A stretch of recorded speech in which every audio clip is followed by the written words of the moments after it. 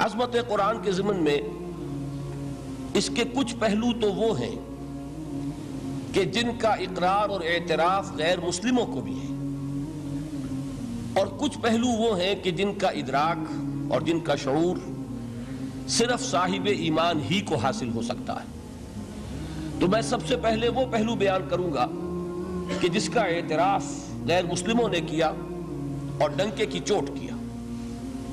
پہلی بات یہ کہ پوری دنیا میں یہ حقیقت مسلم ہے کہ جتنی بھی کتابوں کے بارے میں یہ خیال ہے کہ وہ آسمانی ہیں، الہامی ہیں، یا جتنی کتابوں نے خود دعویٰ کیا ہے کہ وہ اس کائنات کے خالق کے کلام پر مشتمل ہیں، ان میں سے صرف ایک کتاب ہے قرآن مجید، جس کی انٹیگریٹی، اوتھینٹسٹی، اس پر قطعاً کوئی حرف آج تک نہیں رکھا جا سکا۔ باقی کوئی کتاب اپنے اصل ٹیکسٹ کے ساتھ محفوظ نہیں ہے۔ میں ہندوستان کی جو کتابیں ہیں، وید اور ان کے شاستر، ان کے بارے میں تو میں کچھ عرض کرنا نہیں چاہتا، اس لیے کہ ان کتابوں کا اپنا دعویٰ بھی یہ نہیں ہے کہ وہ الہامی کتابیں ہیں۔ عام طور پر خیال یہی ہے کہ کچھ رشیوں منیوں کی اپنی تصانیف ہے، لیکن جن کتابوں کا دعویٰ ہے، تورات، ہم بھی اس دعوے کو تسلیم کرتے ہیں کہ قرآن نے اس کی تصدیق کی ہے۔ اللہ کی کتاب تھی، فیہا ہدی و نور، قرآن تسلیم کرتا ہے اس میں ہدایت بھی تھی، نور بھی تھا۔ لیکن یہ کہ تورات کے ماننے والے خود تسلیم کرتے ہیں کہ وہ اصل تورات آج دنیا میں کہیں موجود نہیں۔ وہ تورات یا وہ احکام، دی 10 کمانڈمنٹس کہ جو پتھر کی تختیوں پر لکھے ہوئے دیے گئے تھے، ان کا آج دنیا میں کہیں وجود نہیں۔ پھر یہ کہ مزید حضرت موسیٰ علیہ السلام سے جو 5 کتابیں منسوب ہیں، سفر پیدائش اور سفر خروج وغیرہ، ان کتابوں کے بارے میں بھی یہ سب تسلیم کرتے ہیں کہ 7ویں صدی قبل مسیح میں جو ایک بہت بڑا حملہ ہوا تھا، یروشلم برباد ہوا۔ پہلے اسیریوں نے حملہ کیا، پھر بیبیلونیا کا بادشاہ نیبوکڈ نظر، اس نے شدید حملہ کیا، یروشلم کو تباہ کیا، اینٹ کی اینٹ بجا دی۔ اس کے بعد سے وہ اصل نسخہ تورات کا پوری دنیا میں کہیں نہیں۔ 150 برس تقریباً یہودی ایک طرح کی جلاوطنی کے عالم میں رہے، اسیری کے حالت میں رہے بیبیلونیا میں۔ وہاں سے جب 150 برس بعد واپس آئے ہیں تو کچھ لوگوں نے اپنی یادداشت سے پھر اس تورات کو مرتب کیا ہے۔ گویا کہ یہ بات ہمارے کہنے کی نہیں ہے، بلکہ تورات کے ماننے والے خود تسلیم کرتے ہیں کہ اصل تورات آج دنیا میں کہیں نہیں۔ اسی طرح کا معاملہ انجیل کا ہے۔ قرآن مجید تسلیم کرتا ہے وہ اللہ کی کتاب تھی، فیہ ہدی و نور، اس میں بھی ہدایت بھی تھی، نور بھی تھا، لیکن وہ اصل انجیل کہاں ہے؟ آج دنیا میں جنہیں کینونیکل گاسپلز کہتے ہیں، وہ 4 اناجیل ہیں، کوئی ایک انجیل نہیں ہے۔ میں نے ایک مرتبہ ایک پادری صاحب سے سوال کیا تھا اپنے زمانہ طالب علمی میں کہ which one of them is Bible؟ تو انہوں نے بڑا پیارا جواب دیا تھا، میں ان کی ذہانت کو خراج تحسین ادا کرتا ہوں۔ پہلے تو انہوں نے کہا none of them is Bible، لیکن اس کے بعد اپنی بات قائم رکھنے کے لیے بڑی ذہانت کے ساتھ ایک بات کہی، بائبل از ان them، ان میں سے کوئی، ہم یہ نہیں کہہ سکتے کہ یہ بائبل ہے، لیکن بائبل ان میں ہے۔ ویسے آپ کے علم میں ہوگا کہ 100 سے زیادہ تھیں یہ اناجیل کہ جن میں انتخاب کیا گیا تھا، تقریباً 302 میں غالباً وہ نیکیا کی یہ کاؤنسل ہوئی تھی رومن ایمپرر کے زیر اہتمام، ان میں سے 4 کو چنا گیا تھا۔ یہ کینونیکل ہیں، باقی اپوکریفل ہیں، وہ غیر قانونی ہیں۔ بہرحال ایک بات بالکل واضح ہے، حضرت مسیح علیہ السلام کی زبان یا عبرانی ہو سکتی تھی یا ارامائک، اور ان دونوں زبانوں میں انجیل کا کوئی نسخہ آج دنیا میں موجود نہیں۔ جو اس کا سب سے قدیمی نسخہ ہے وہ بھی گریک ٹرانسلیشن ہے، تو معلوم ہوا کہ ٹرانسلیشن تو اصل کبھی ہو ہی نہیں سکتا۔ واقعہ یہ ہے کہ کسی بھی زبان سے کسی دوسری کتاب کو جوں کا تو منتقل کرنا ممکن نہیں۔ قرآن مجید کا یہی وجہ ہے کہ علماء ایک بہت طویل عرصے تک ترجمے کی مخالفت کرتے رہے کہ کہیں ایسا نہ ہو کہ اگر لوگوں کی توجہ تراجم کی طرف ہو جائے تو اصل ٹیکسٹ کی طرف سے توجہ ہٹ جائے۔ لہذا آپ کے شاید علم میں ہو کہ جب پہلی مرتبہ ہندوستان میں امام الہند حضرت شاہ ولی اللہ دہلوی رحمۃ اللہ علیہ نے فارسی میں ترجمہ کیا تو بعض علماء نے ان کے خلاف باقاعدہ شورش برپا کی کہ آپ نے ایک غلط کام کیا ہے، قرآن مجید کا ترجمہ نہیں ہونا چاہیے، اس لیے کہ ترجمہ اصل نہیں ہوتا۔ آپ یقین کے ساتھ کبھی نہیں کہہ سکتے کہ آپ نے ایک زبان کے مفہوم کو دوسری زبان میں جو کا تو ادا کر دیا۔ بہرحال ان دونوں کتابوں کے بارے میں ان کے اپنے ماننے والے اس بات کا اعتراف کرتے ہیں کہ وہ اصل کتابیں کہیں نہیں، اور دنیا میں سب نے تسلیم کیا ہے کہ قرآن واحد کتاب ہے، یعنی وہ یہ نہ مانے کہ یہ اللہ کا کلام ہے، لیکن یہ تسلیم کر دیں یہ وہی کتاب ہے جو محمد نے صلی اللہ علیہ وسلم اپنی امت کو عطا کی، یعنی اصل میں تو یہ حضور کو ملی اللہ سے، اللہ نے دی امت کو، لیکن یہ کہ وہ پہلی بات کو مان لے تب تو وہ مومن ہو جائیں گے۔ میں نے اسی لیے کہا تھا کہ غیر مسلموں کی گواہی میں پیش کروں گا سب سے پہلے، اور یہ اس کی فہرست مجھے دینے کی ضرورت نہیں ہے، یہ بات میں پورے اطمینان کے ساتھ کہہ رہا ہوں کہ بے شمار مستشرقین نے اس بات کو تسلیم کیا ہے کہ یہ ماننا پڑتا ہے کہ اس کا ٹیکسٹ جو ہے پریزروڈ ہے، یہ محفوظ ہے، اس کی انٹیگریٹی اوتھینٹسٹی اس کے بارے میں کسی شک و شبے کی گنجائش نہیں، یہاں تک کہ اس کی قراءت میں اگر کہیں کوئی فرق ہے وہ فرق بھی محفوظ رکھا گیا ہے۔ یہ 7 قراءت اور 10 قراءت کے جو قاری جو آپ کو ملتے ہیں یہ ایک فن ہے اپنی جگہ پر، کہ ذرا سا اس کی موڈ آف ریسیٹیشن کے اندر بھی اگر کوئی فرق ہے تو وہ فرق بھی محفوظ ہے، یہ نہیں ہے کہ جو شخص جس طرح چاہے پڑھ لے، بلکہ یہ کہ اس کا ایک ایک شوشہ محفوظ، اس کو پھر یہ کہ سب سے بڑی بات یہ کہ اس کی حفاظت کا ذریعہ لوگوں کا حفظ ان کے سینوں میں اس کا جمع ہو جانا۔ خود نبی اکرم صلی اللہ علیہ وسلم سے اللہ تعالیٰ نے فرمایا تھا کہ لا تحرک بہ لسانک لتعجل بہ ان علینا جمعہ وقرآنہ فاذا قرأناہ فاتبع قرآنہ ثم ان علینا بیانہ۔ اے نبی آپ اپنے اوپر مشقت نہ لیجئے، اس کتاب کو یاد کرنے کے لیے اپنی زبان کو تیزی سے حرکت مت دیجئے، ہمارے ذمے ہے اسے آپ کے سینے میں محفوظ کر دینا، پھر جب ہم تمہیں پڑھوائیں تو اسی ترتیب سے پڑھنا۔ تو یہ قرآن مجید کا جمع کیا جانا یہ ہمیں معلوم ہے کہ یہ 22 برس کے عرصے میں نازل ہوا، نجمن نجمن تھوڑا تھوڑا کر کے، لیکن اس کو جمع کرنے کا کام بھی خود اللہ نے اپنے ذمہ لیا تھا۔ ان علینا جمعہ وقرآنہ، یہ بات آ گئی ہے تو میں عرض کر دوں ہمارے ذہنوں میں ایک مغالطہ ہے، اور اس مغالطے کی وجہ سے دشمنوں کو فائدہ پہنچتا ہے۔ ہمارے ہاں عام طور پر چونکہ قافیہ ملانے کی کوشش ہوتی ہے تو جمعہ کے خطبات میں حضرت عثمان رضی اللہ تعالیٰ عنہ کے نام کے ساتھ کہہ دیا جاتا ہے جامع آیات القرآن۔ اب اس سے کہنے کا موقع ملے گا کسی کو کہ حضرت عثمان نے آیات قرآنی کو جمع کیا، یہ بہت بڑا مغالطہ ہے۔ اصل میں حضرت عثمان رضی اللہ تعالیٰ عنہ نے ایک نسخے پر جمع کیا ہے، کتابت شدہ کتاب کی شکل میں نسخہ جو ہے اس کو فراہم کرنے والے حضرت عثمان ہیں، ورنہ جمع تو اللہ نے کیا محمد کے سینے میں صلی اللہ علیہ وسلم۔ جمع قرآن کا معاملہ اللہ نے اپنے ذمہ لیا، یہ خود حضور کے ذمہ نہیں چھوڑا، نہ صحابہ کے ذمہ چھوڑا، بلکہ یہ کہ ان علینا جمعہ وقرآنہ، ہمارے ذمہ ہے اس کو جمع کرنا اور پڑھوا دینا۔ پڑھوانا ظاہر بات ہے بغیر ترتیب کے ممکن نہیں، اور احادیث میں آپ نے سنا ہوگا کہ بارہا یہ بات آپ کے سامنے آئی ہوگی کہ حضور ہر رمضان مبارک میں قرآن مجید کا دور فرماتے تھے حضرت جبرائیل کے ساتھ، اور آخری رمضان مبارک جو تھا آپ کی حیات دنیاوی کا، اس میں 2 مرتبہ پورے قرآن کا دور کیا ہے آپ نے حضرت جبرائیل کے ساتھ۔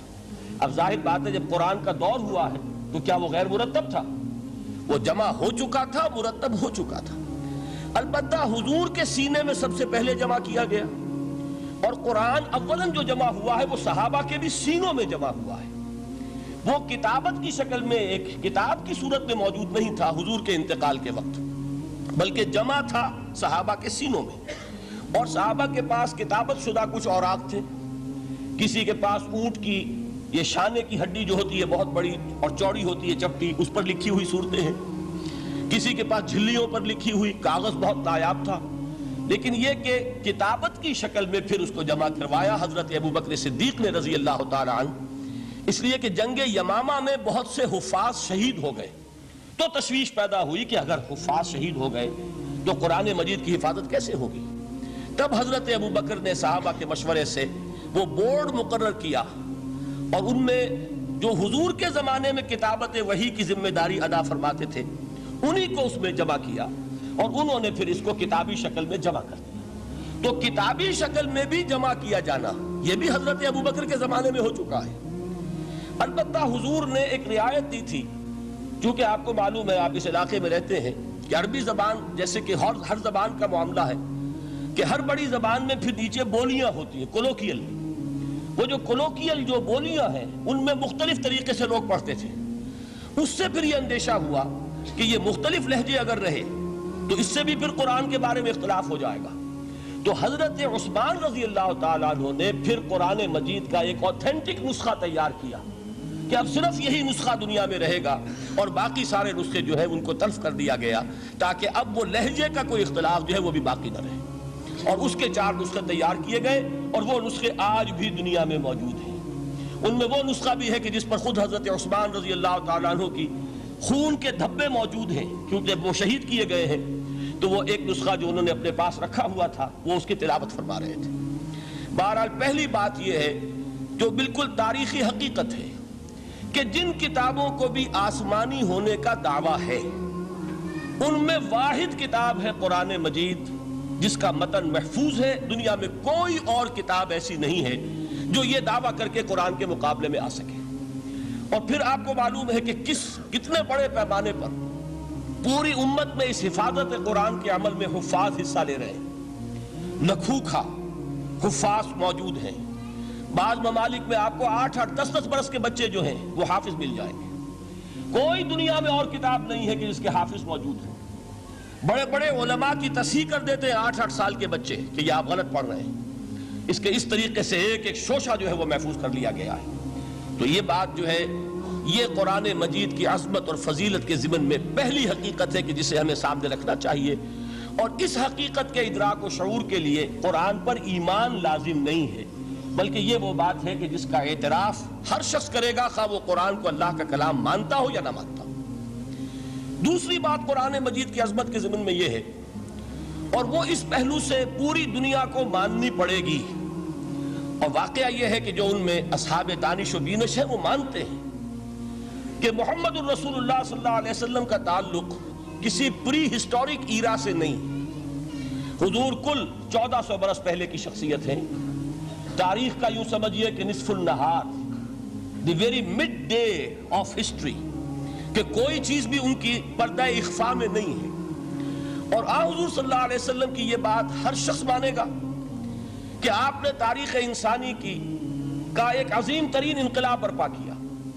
اس دور میں آپ کے علم میں ہوگا ابھی کچھ 6-7 سال پہلے امریکہ میں ایک کتاب شائع ہوئی دی 100۔ ڈاکٹر مائیکل ہارٹ اس کے مصنف ہیں۔ مشاہیر عالم کے موضوع پر اس سے پہلے بھی دنیا میں بہت کتابیں لکھی گئیں، بڑے انسان، بڑی شخصیتیں، ان کے چھوٹے چھوٹے لائف سکیچ۔ لیکن یہ کتاب اس اعتبار سے بڑی یونیک ہے، منفرد ہے، کہ انہوں نے 100 افراد کا انتخاب کیا، پوری انسانی تاریخ کی عظیم ترین 100 شخصیتیں، پھر ان میں گریڈیشن کی، ان میں ایک درجہ بندی قائم کی۔ یہ 100 تو ہے عظیم ترین پوری نوع انسانی میں، ان میں عظیم ترین کون ہے، پھر نمبر 2 کون ہے، پھر نمبر 3 کون ہے۔ یہی وجہ ہے کہ انہوں نے تاریخی اعتبار سے مرتب نہیں کیا، کرونالوجیکل آرڈر میں نہیں، بلکہ اس ترتیب سے کہ جو عظیم ترین انسان ہے اس کے نزدیک نمبر 1 پر اس کو لائے، پھر نمبر 2 پر جو ان کے بعد ہے۔ اور آپ کے علم میں یہ بات ہوگی کہ وہ ڈاکٹر مائیکل ہارٹ دی 100 میں نمبر 1 پر لائے محمد الرسول اللہ صلی اللہ علیہ وسلم۔ اور انہوں نے یہ کہا کہ بہت سے لوگ میری اس تصنیف میں نمبر 1 پر محمد کا ذکر دیکھ کر صلی اللہ علیہ وسلم حیران ہوں گے، اس لیے کہ ظاہر ہے وہ مسلمان نہیں ہیں، وہ تو عیسائی ہیں، تاحال بھی عیسائی ہیں۔ انہوں نے کہا کہ اس میں مجھے لازماً I owe an explanation، مجھے اس کی وضاحت کرنی پڑے گی۔ اور اس کی جو دلیل اس نے دی ہے وہ اس شخص کی ذہانت کی بہت بڑی عکاسی کرنے والی شے ہے۔ کہتے ہیں this is because he is the only person، یہ the only کو انڈرلائن کر لیجئے اپنے ذہن میں، واحد شخصیت ہے پوری نسل انسانی کی، supremely successful in both the religious and the secular fields، کہ زندگی کے یہ 2 خانے جو آج کے انسان نے اپنے ذہن میں قائم کر لیے ہیں، ایک خانے کو وہ کہتے ہیں یہ مذہبی خانہ، یہ انفرادی ہے، عقائد ہیں، عبادات ہیں، کچھ سوشل کسٹمز ہیں. اگر کوئی فوت ہو جائے گا تو کیا کریں گے، اسے دفن کریں گے، جلائیں گے، کیا کریں گے. پیدائش ہے، اسے سیلیبریٹ کس طرح کریں گے، یہ سوشل کسٹمز ہیں. تو دنیا میں یہ مانا جاتا ہے کہ یہ تو ہے ریلیجس اور پرائیویٹ افیئر ہے زندگی کا، اور ایک ہے سیاست، معیشت، تمدن، قانون، عدالت، سیاسی نظام، معاشی نظام وغیرہ. یہ سیکولر فیلڈ ہے، اس میں کسی مذہب کی بات نہیں ہونی چاہیے، بلکہ یہ کہ جو بھی کسی ملک کے رہنے والوں کی اکثریت کی رائے ہو اس کے مطابق کام چلنا چاہیے. یہ ان کا ذہن ہے، ہمارا نہیں معاذ اللہ.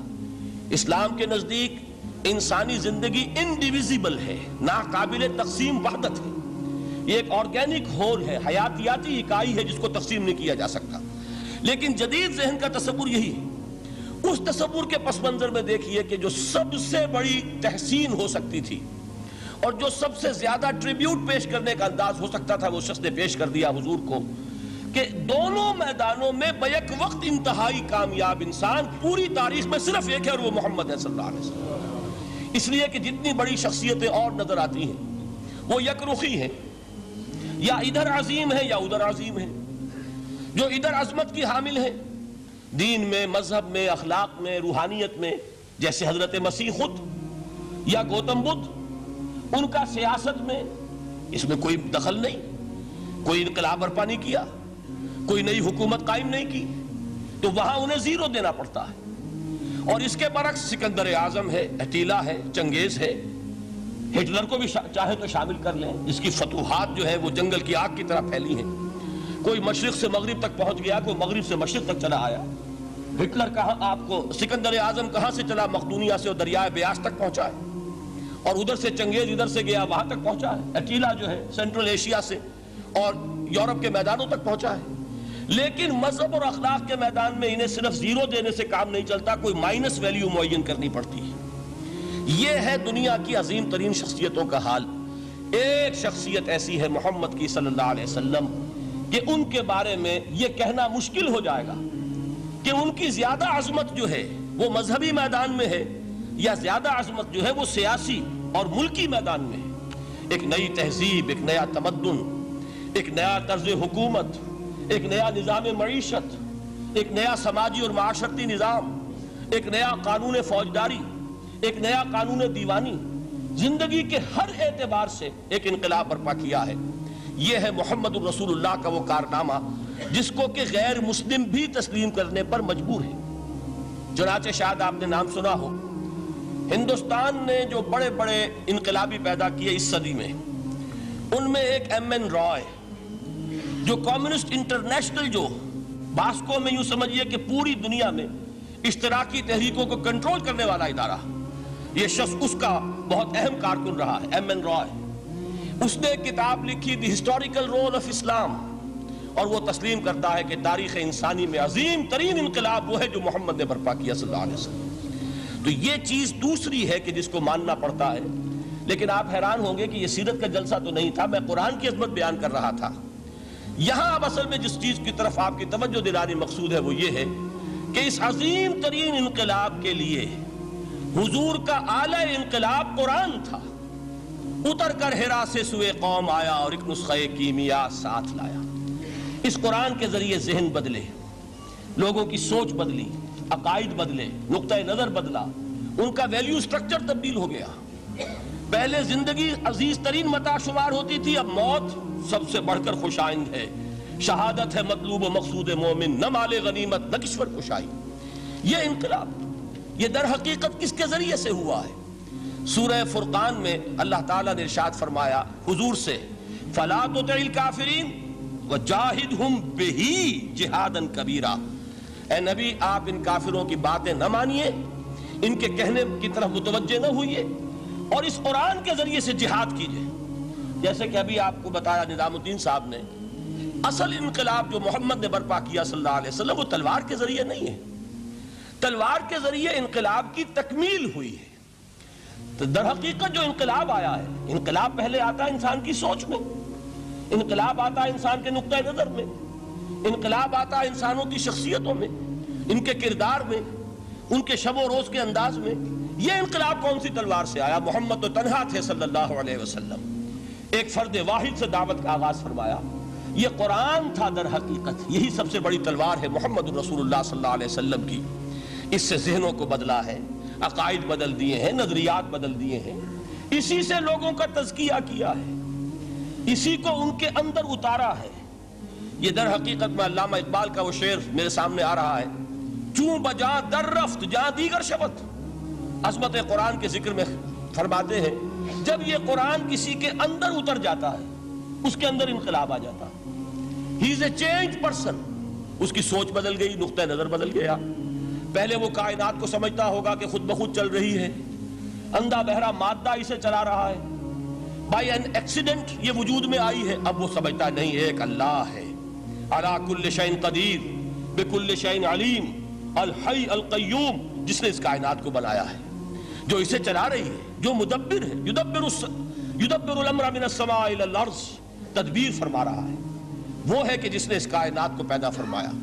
پھر یہ کہ پہلے وہ سمجھتا ہو کہ میری زندگی کیا ہے، وہی جو کہ شہنشاہ ظفر نے کہا تھا کہ عمر حیات مانگ کے لائے تھے 4 دن، بہادر شاہ ظفر آخری تاجدار خاندان مغلیہ کا، کہ عمر دراز مانگ کے لائے تھے 4 دن، 2 آرزو میں کٹ گئے 2 انتظار میں۔ کل زندگی کیا ہے؟ یہ 30 40 50 60 70 برس۔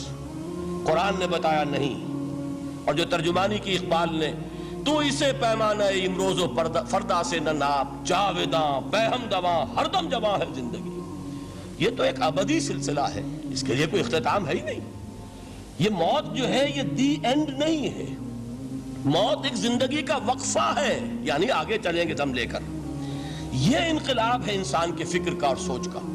اس انقلاب کے نتیجے میں وہ جماعت تیار ہوئی صحابہ کرام کی، ڈیڈیکیٹڈ، کمیٹڈ، جو آخرت کے طالب تھے، جو اللہ کے عاشق، محمد کے دیوانے صلی اللہ علیہ وسلم، تن من دھن قربان کرنے کے لیے تیار۔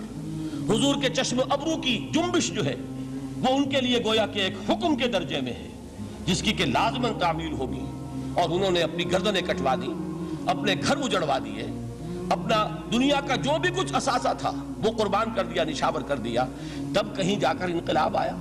اور یہ شخصیتیں جو تیار ہوئیں تو ان کے تیار کرنے میں ذریعہ کیا ہے؟ قرآن۔ یہی وجہ دیکھیے، نوٹ کیجئے، اسی بات کو دوسرے پیرائے میں عرض کر رہا ہوں کہ تاریخ انبیاء کے ضمن میں بھی ایک بڑی عجیب حقیقت سامنے آئے گی۔ حضرت موسیٰ علیہ السلام کے معجزات 2 بہت مشہور ہیں، عصائے موسیٰ اور ید بیضا۔ ویسے قرآن مجید نے 7 مزید گنوائے ہیں، 9 آیات بینات، 9 بڑے کھلے کھلے معجزے جو فرعون اور آل فرعون کو دکھائے گئے۔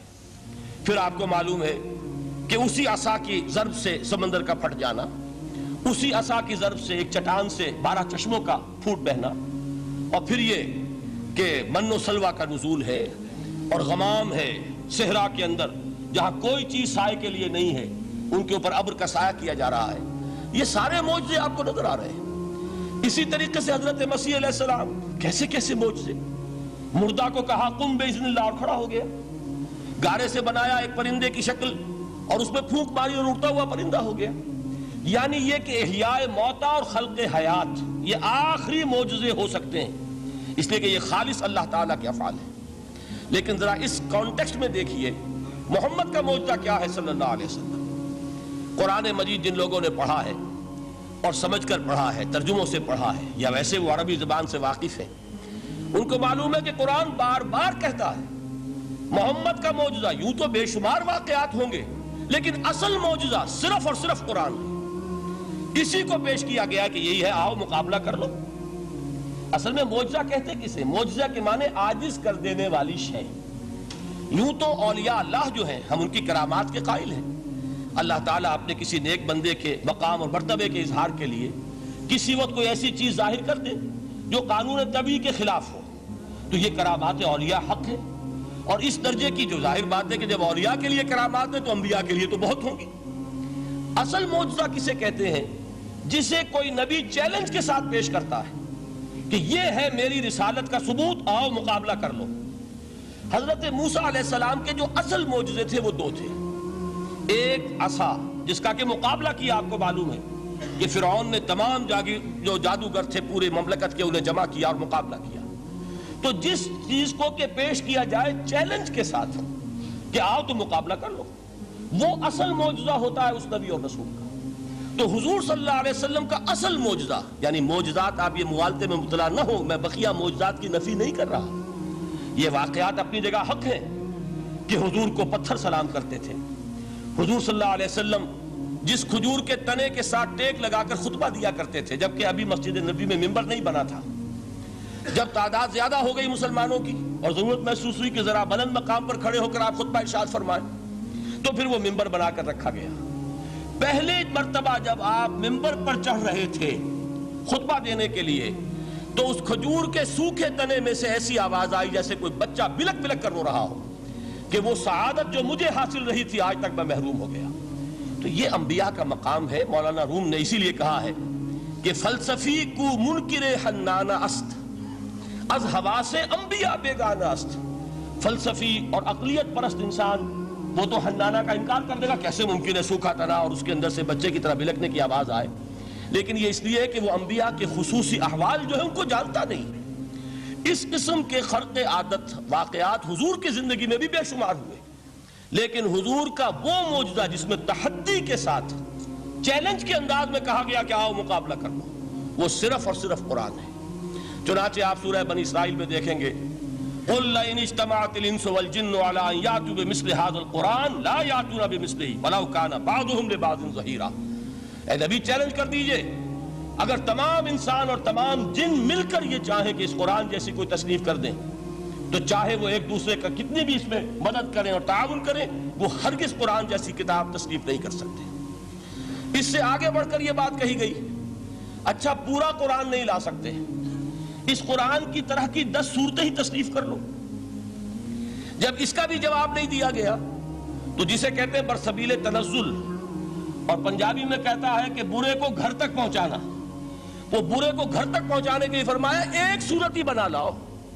یہ سورہ ہود میں اور سورہ یونس میں یہ مضمون آیا، اور پھر سورہ بقرہ میں ہجرت کے بعد جو پہلی صورت نازل ہوئی اس میں پھر اس کو دہرا دیا گیا، وَإِن كُنتُمْ فِي رَيْبٍ مِّمَّا نَزَّلْنَا عَلَىٰ عَبْدِنَا فَأْتُوا بِسُورَةٍ مِّن مِّثْلِهِ وَادْعُوا شُهَدَاءَكُم مِّن دُونِ اللَّهِ إِن كُنتُمْ صَادِقِينَ۔ کہ اگر تمہیں کوئی شک ہے اس کتاب کے بارے میں جو ہم نے نازل فرمائی ہے، شک کیا ہوگا؟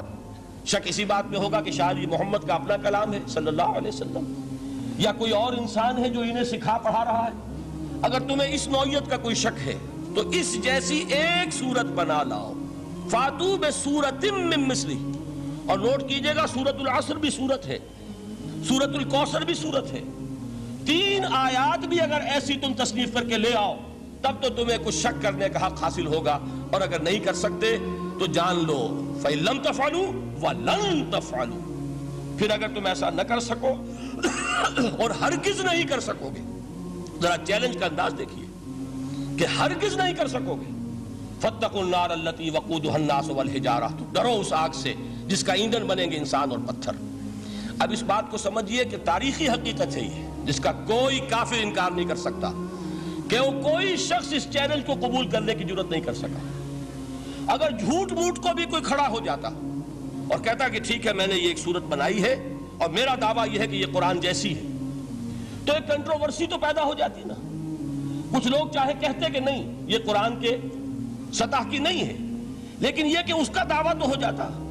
لیکن تاریخ یہ بتا رہی ہے کہ سرے سے کسی شخص نے اس کی جرات نہیں کی، اس درجے وہ قرآن سے مرعوب ہوئے۔ تو حضور کا سب سے بڑا معجزہ جو آج تک زندہ ہے، اس کو ذہن میں رکھیے، میں نے جو حضرت موسیٰ حضرت عیسیٰ کے معجزات گنوائے ہیں وہ در حقیقت ان کی اپنی ذات کے ساتھ تھے۔ ید بیضا موسیٰ کے ساتھ تھا، عصا معجزہ اس وقت تھا جب موسیٰ کے ہاتھ میں تھا، اس کے بعد کئی 100 برس تک وہ صندوق سکینہ جو ہے، تابوت سکینہ، اس میں وہ عصا رکھا رہا، لیکن اب وہ معجزہ نہیں تھا، وہ سوکھی لکڑی تھی، اس کے سوا کچھ نہیں۔ تو تمام انبیاء اور رسول کے معجزے ختم ہو گئے، وہ ان کی ذات کے ساتھ تھے۔ محمد الرسول اللہ کی رسالت دائمی ہے تا قیام قیامت، لہذا معجزہ بھی آپ کا دائمی ہے، وہ معجزہ آج بھی موجود ہے۔ البتہ میں ادھر ضرور توجہ دلاؤں گا کہ قرآن مجید کے اعجاز کے 3 پہلو ہیں۔ پہلا پہلو، اور زیادہ تر اسی کی طرف توجہ زیادہ ہوئی ہے، وہ ہے قرآن کی فصاحت، بلاغت، ادبیت، اس کی چاشنی۔ ظاہر بات ہے کہ اس کا شعور اور ادراک صرف عربوں کو ہو سکتا ہے، بلکہ میرے خیال میں ناراض نہ ہو اہل عرب تو آج کے عربوں کو بھی نہیں ہو سکتا.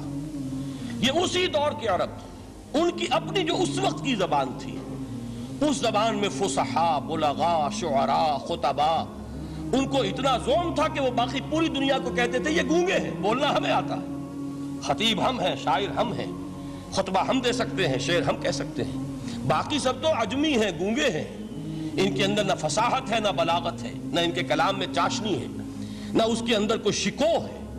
یہ دعویٰ جنہیں تھا، جب ان کے منہ بند ہو گئے قرآن کو سننے کے بعد کہ اس کلام کا کوئی مقابلہ ممکن نہیں ہے، جو ان کے سبع معلقہ کے شعراء میں سے آخری شاعر وہ ایمان لے آئے، اس کے بعد جب ان سے کہا گیا کہ اب آپ شعر نہیں کہتے، حضرت عمر نے ایک مرتبہ ان سے سوال کیا کیا بات ہے، اب آپ نے شعر کہنے چھوڑ دیے؟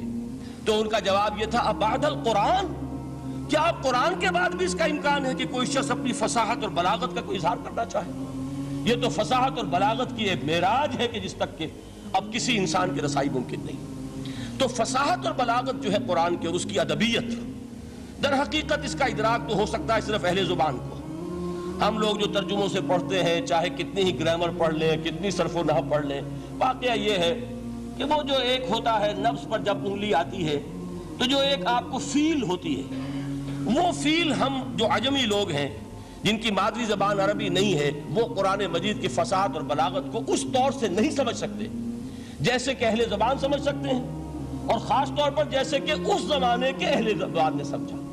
آج چونکہ عربی زبان ویسے تو جو اس کی فصیح لینگویج ہے وہ جو کی تو اپنی اصل پر قائم ہے، اور وہ اسی قرآن کے طفیل اور قرآن کے صدقے قائم ہے، ورنہ دنیا میں کوئی دوسری زبان نہیں ہے کہ جو 1500 برس تک اتنی پیور رہ جائے. اس میں تبدیلی آتی ہے.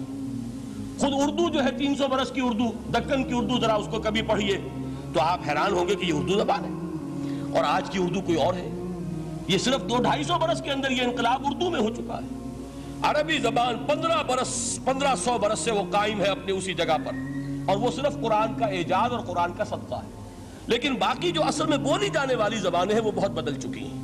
لہذا تمام اہل عرب کے لیے بھی اب قرآن کے اس پہلو کو صحیح طور پر سمجھنا ممکن نہیں.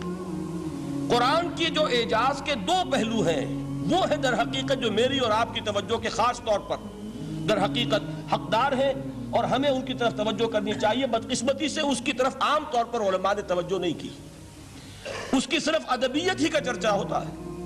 اصل میں قرآن مجید علم انسانی کی معراج، فکر، فلسفہ، حکمت، قرآن کی ابدی حکمت، قرآن کا ابدی فلسفہ، قرآن انسانی مسائل کا جو حل دیتا ہے. قرآن نے سوشل سائنسز میں جس طریقے سے رہنمائی کی ہے، یہ 2 پہلو ہیں اس کے اعجاز کے، جس کی کہ آج ہمیں ضرورت ہے کہ ہم اس کا شعور اور ادراک حاصل کریں. اس کے ضمن میں خاص طور پر علامہ اقبال کا نام لینا چاہتا ہوں.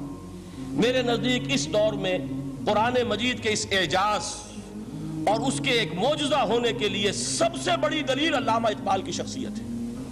وجہ کیا ہے کہ علامہ اقبال علماء کے طبقے میں سے نہیں تھے. ظاہر بات ہے کہ جن کا پورا جو ہے جن کی زندگی گزرتی ہو قال اللہ و قال الرسول میں، ان کے دلوں میں عظمت قرآن کی، ان کے دلوں میں حضور کی محبت، یہ تو سمجھیے کہ ہونی ہی چاہیے. ان کے شب و روز اسی میں گزرتے ہیں. لیکن یہ کہ ایک ایسا شخص جس کی تعلیم ہے کالجوں کی، یونیورسٹیوں کی، جس نے مشرق اور مغرب کے فلسفے کھنگال ڈالے، وہ شخص، اور وہ بھی اس دور میں جبکہ ہم پر مغرب سے مروبیت بہت شدید تھی. آج تو وہ مروبیت بہت کم ہو چکی ہے. آج تو ہمارا عام نوجوان جو ہے وہ آنکھوں میں آنکھیں ڈال کر بات کرتا ہے، اس میں خود اعتمادی ہے. ہمارا بھی اپنا ایک معاشی نظام ہے، ہمارا اپنا ایک سیاسی نظام ہے، ہمارا ایک اپنا سماجی نظام ہے، ہماری اپنی سوشل ویلیوز ہیں. آج کا نوجوان الحمدللہ احیاء اسلام کی وہ جد و جہد جو ہے وہ مرحلہ در مرحلہ بہرحال آگے بڑھ رہی ہے. وقت لگے گا، لیکن یہ کہ اس میں یقیناً ترقی ہوئی ہے. اسی کا مظہر یہ ہے کہ خود اعتمادی ہے. We have confidence. ہم جانتے ہیں کہ اسلام ایک دین ہے، مکمل دین ہے، اس کے پاس زندگی کے تمام مسائل کا حل ہے. لیکن یہ ہے آج 1985 کی بات. علامہ اقبال اس صدی کے آغاز میں گئے ہیں یورپ، جبکہ ہم محکوم تھے انگریز کے. ایک حاکم قوم کے ہاں جا کر، اس سے مروبیت کتنی شدید اس وقت تھی، جو جاتا تھا اکثر و بیشتر جو ہے واپس آتا تھا تو کھڑے ہو کر پیشاب کرنا ضروری سمجھتا تھا، اس لیے کہ اس نے وہاں پر لوگوں کو یہی کرتے دیکھا. ان کا لباس، ان کی وضاحت، ان کی تہذیب، ان کا تمدن، ہر طرح سے ان کے گن گاتا ہوا، ان کے لیے وہ بہت قصیدے جو ہے تعریف کے کہتا ہوا آتا تھا. لیکن ایک علامہ اقبال کی شخصیت وہ ہے کہ وہ یہ خود کہتے ہیں کہ میں اس آگ میں ڈالا گیا ہوں مثل خلیل. مغربی تہذیب کے اس الاؤ میں مجھے اس طرح ڈالا اللہ نے جیسے کہ حضرت ابراہیم کو آگ میں ڈلوایا. میں اس تہذیب کے اس الاؤ کے اندر سے ہو کر آ رہا ہوں اور میں نے یہ دیکھ لیا ہے کہ یہ تہذیب کھوکھلی ہے، اس کے اندر کوئی پائیداری نہیں ہے، نظر کو خیرہ کرتی ہے چمک تہذیب حاضر کی، یہ صناعی مگر جھوٹے نگوں کی ریزہ کاری ہے. اور دیار مغرب کے رہنے والوں خدا کی بستی دکان نہیں ہے، کھڑا جسے تم سمجھ رہے ہو وہ اب ذرے کا معیار ہوگا. تمہاری تہذیب اپنے خنجر سے آپ ہی خودکشی کرے گی، جو شاخ نازک پہ آشیانہ بنے گا نا پائیدار ہوگا. اب آپ اندازہ کیجئے وہ شخص جو بنیادی طور پر فلسفی ہے، فلسفے کا طالب علم ہے، وہ جرمنی اور انگلستان میں جا کر فلسفے کھنگالنے کے بعد اسے اگر تسکین حاصل ہوئی، اس کی جو علم کی پیاس تھی اگر اسے سیری حاصل ہوئی تو صرف قرآن کے ذریعے سے. نہ کہیں جہاں میں اما ملی، جو اما ملی تو کہاں ملی میرے جرم خانہ خراب کو تیرے عفو بندہ نواز میں.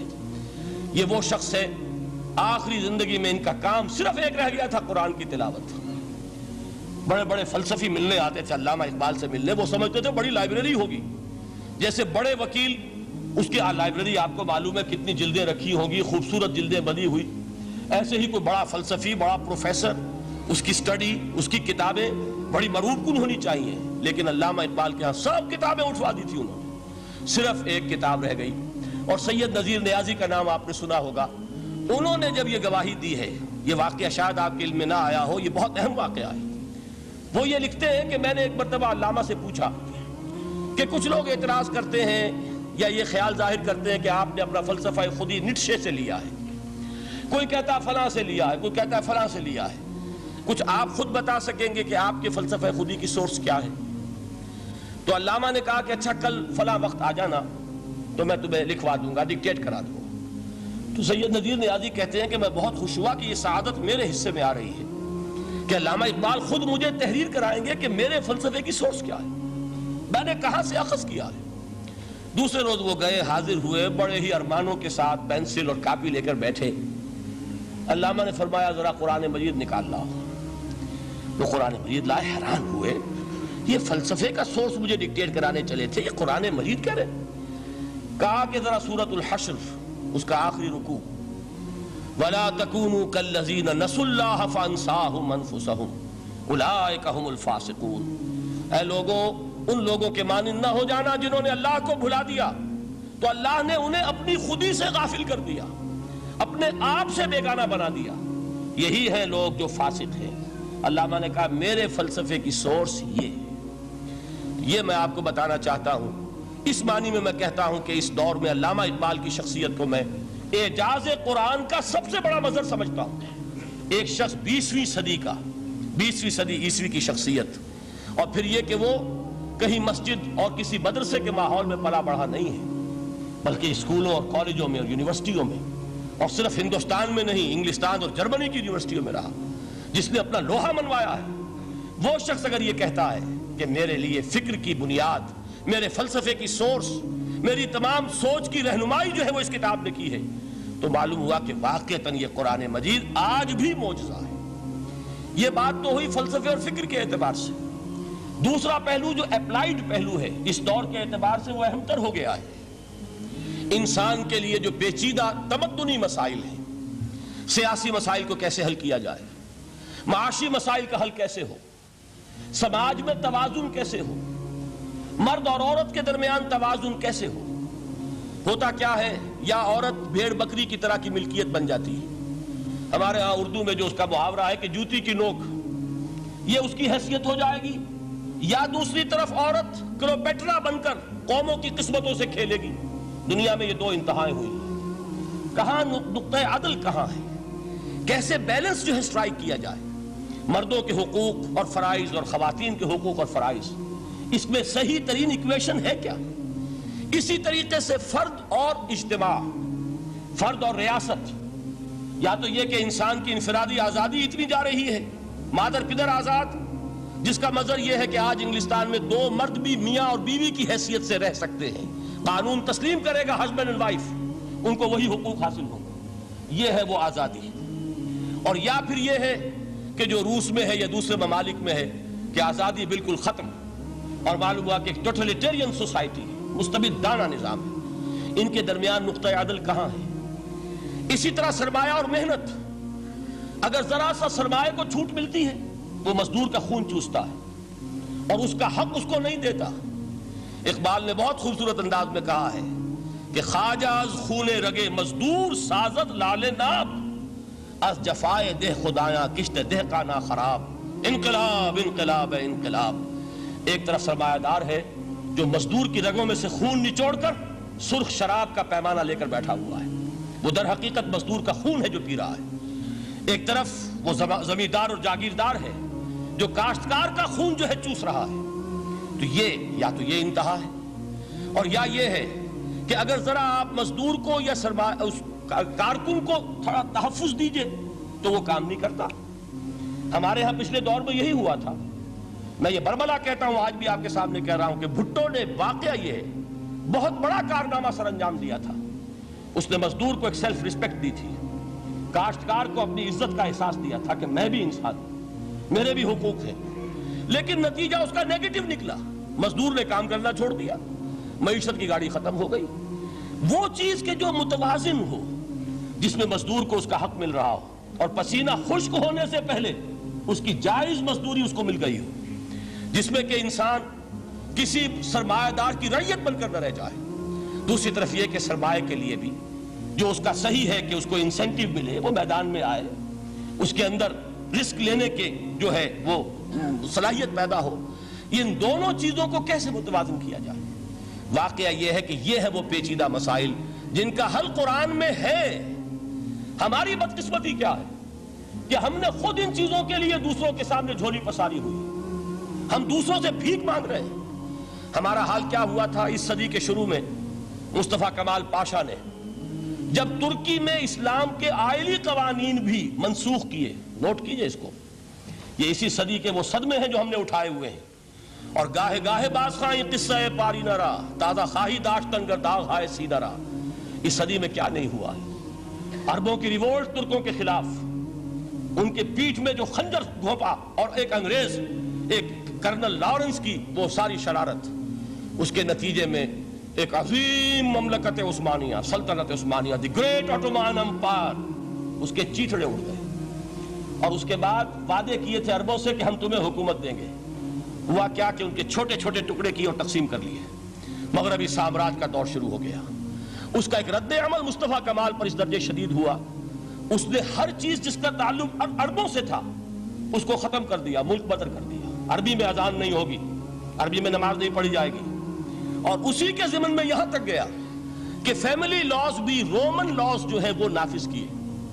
تو یورپ کے اخبارات نے اس وقت یہ طنز کیا تھا مسلمانوں پر، یہ مسلمان عجیب قوم ہے، کہتے یہ ہے کہ ہمارے پاس دنیا کا بہترین ضابطہ ہے، بہترین قانون ہے، ہمارے قانون سے بہتر کسی کا قانون نہیں۔ اور حال یہ ہے کہ فیملی لاز کے لیے بھی یہ ہم سے بھیک مانگ رہے ہیں، ہم سے وہ قوانین لے کر اپنے ہاں نافذ کر رہے ہیں۔ آج بدقسمتی سے اکثر و بیشتر مسلمان ممالک کا حال یہی ہے۔ آج ہم ان سے بھیک مانگ رہے ہیں، کہیں جمہوریت کی بھیک ہے، کہیں سوشلزم کی بھیک ہے، کہیں کسی اور سماجی نظام کی بھیک ہے، کہیں مرد اور عورت کی کامل مساوات کا ایک نظریہ ہے، شانہ بشانہ چلنے والا فلسفہ ہے، جو خالص مغرب کی تہذیب کی ایک بھیک ہے جو مانگی جا رہی ہے۔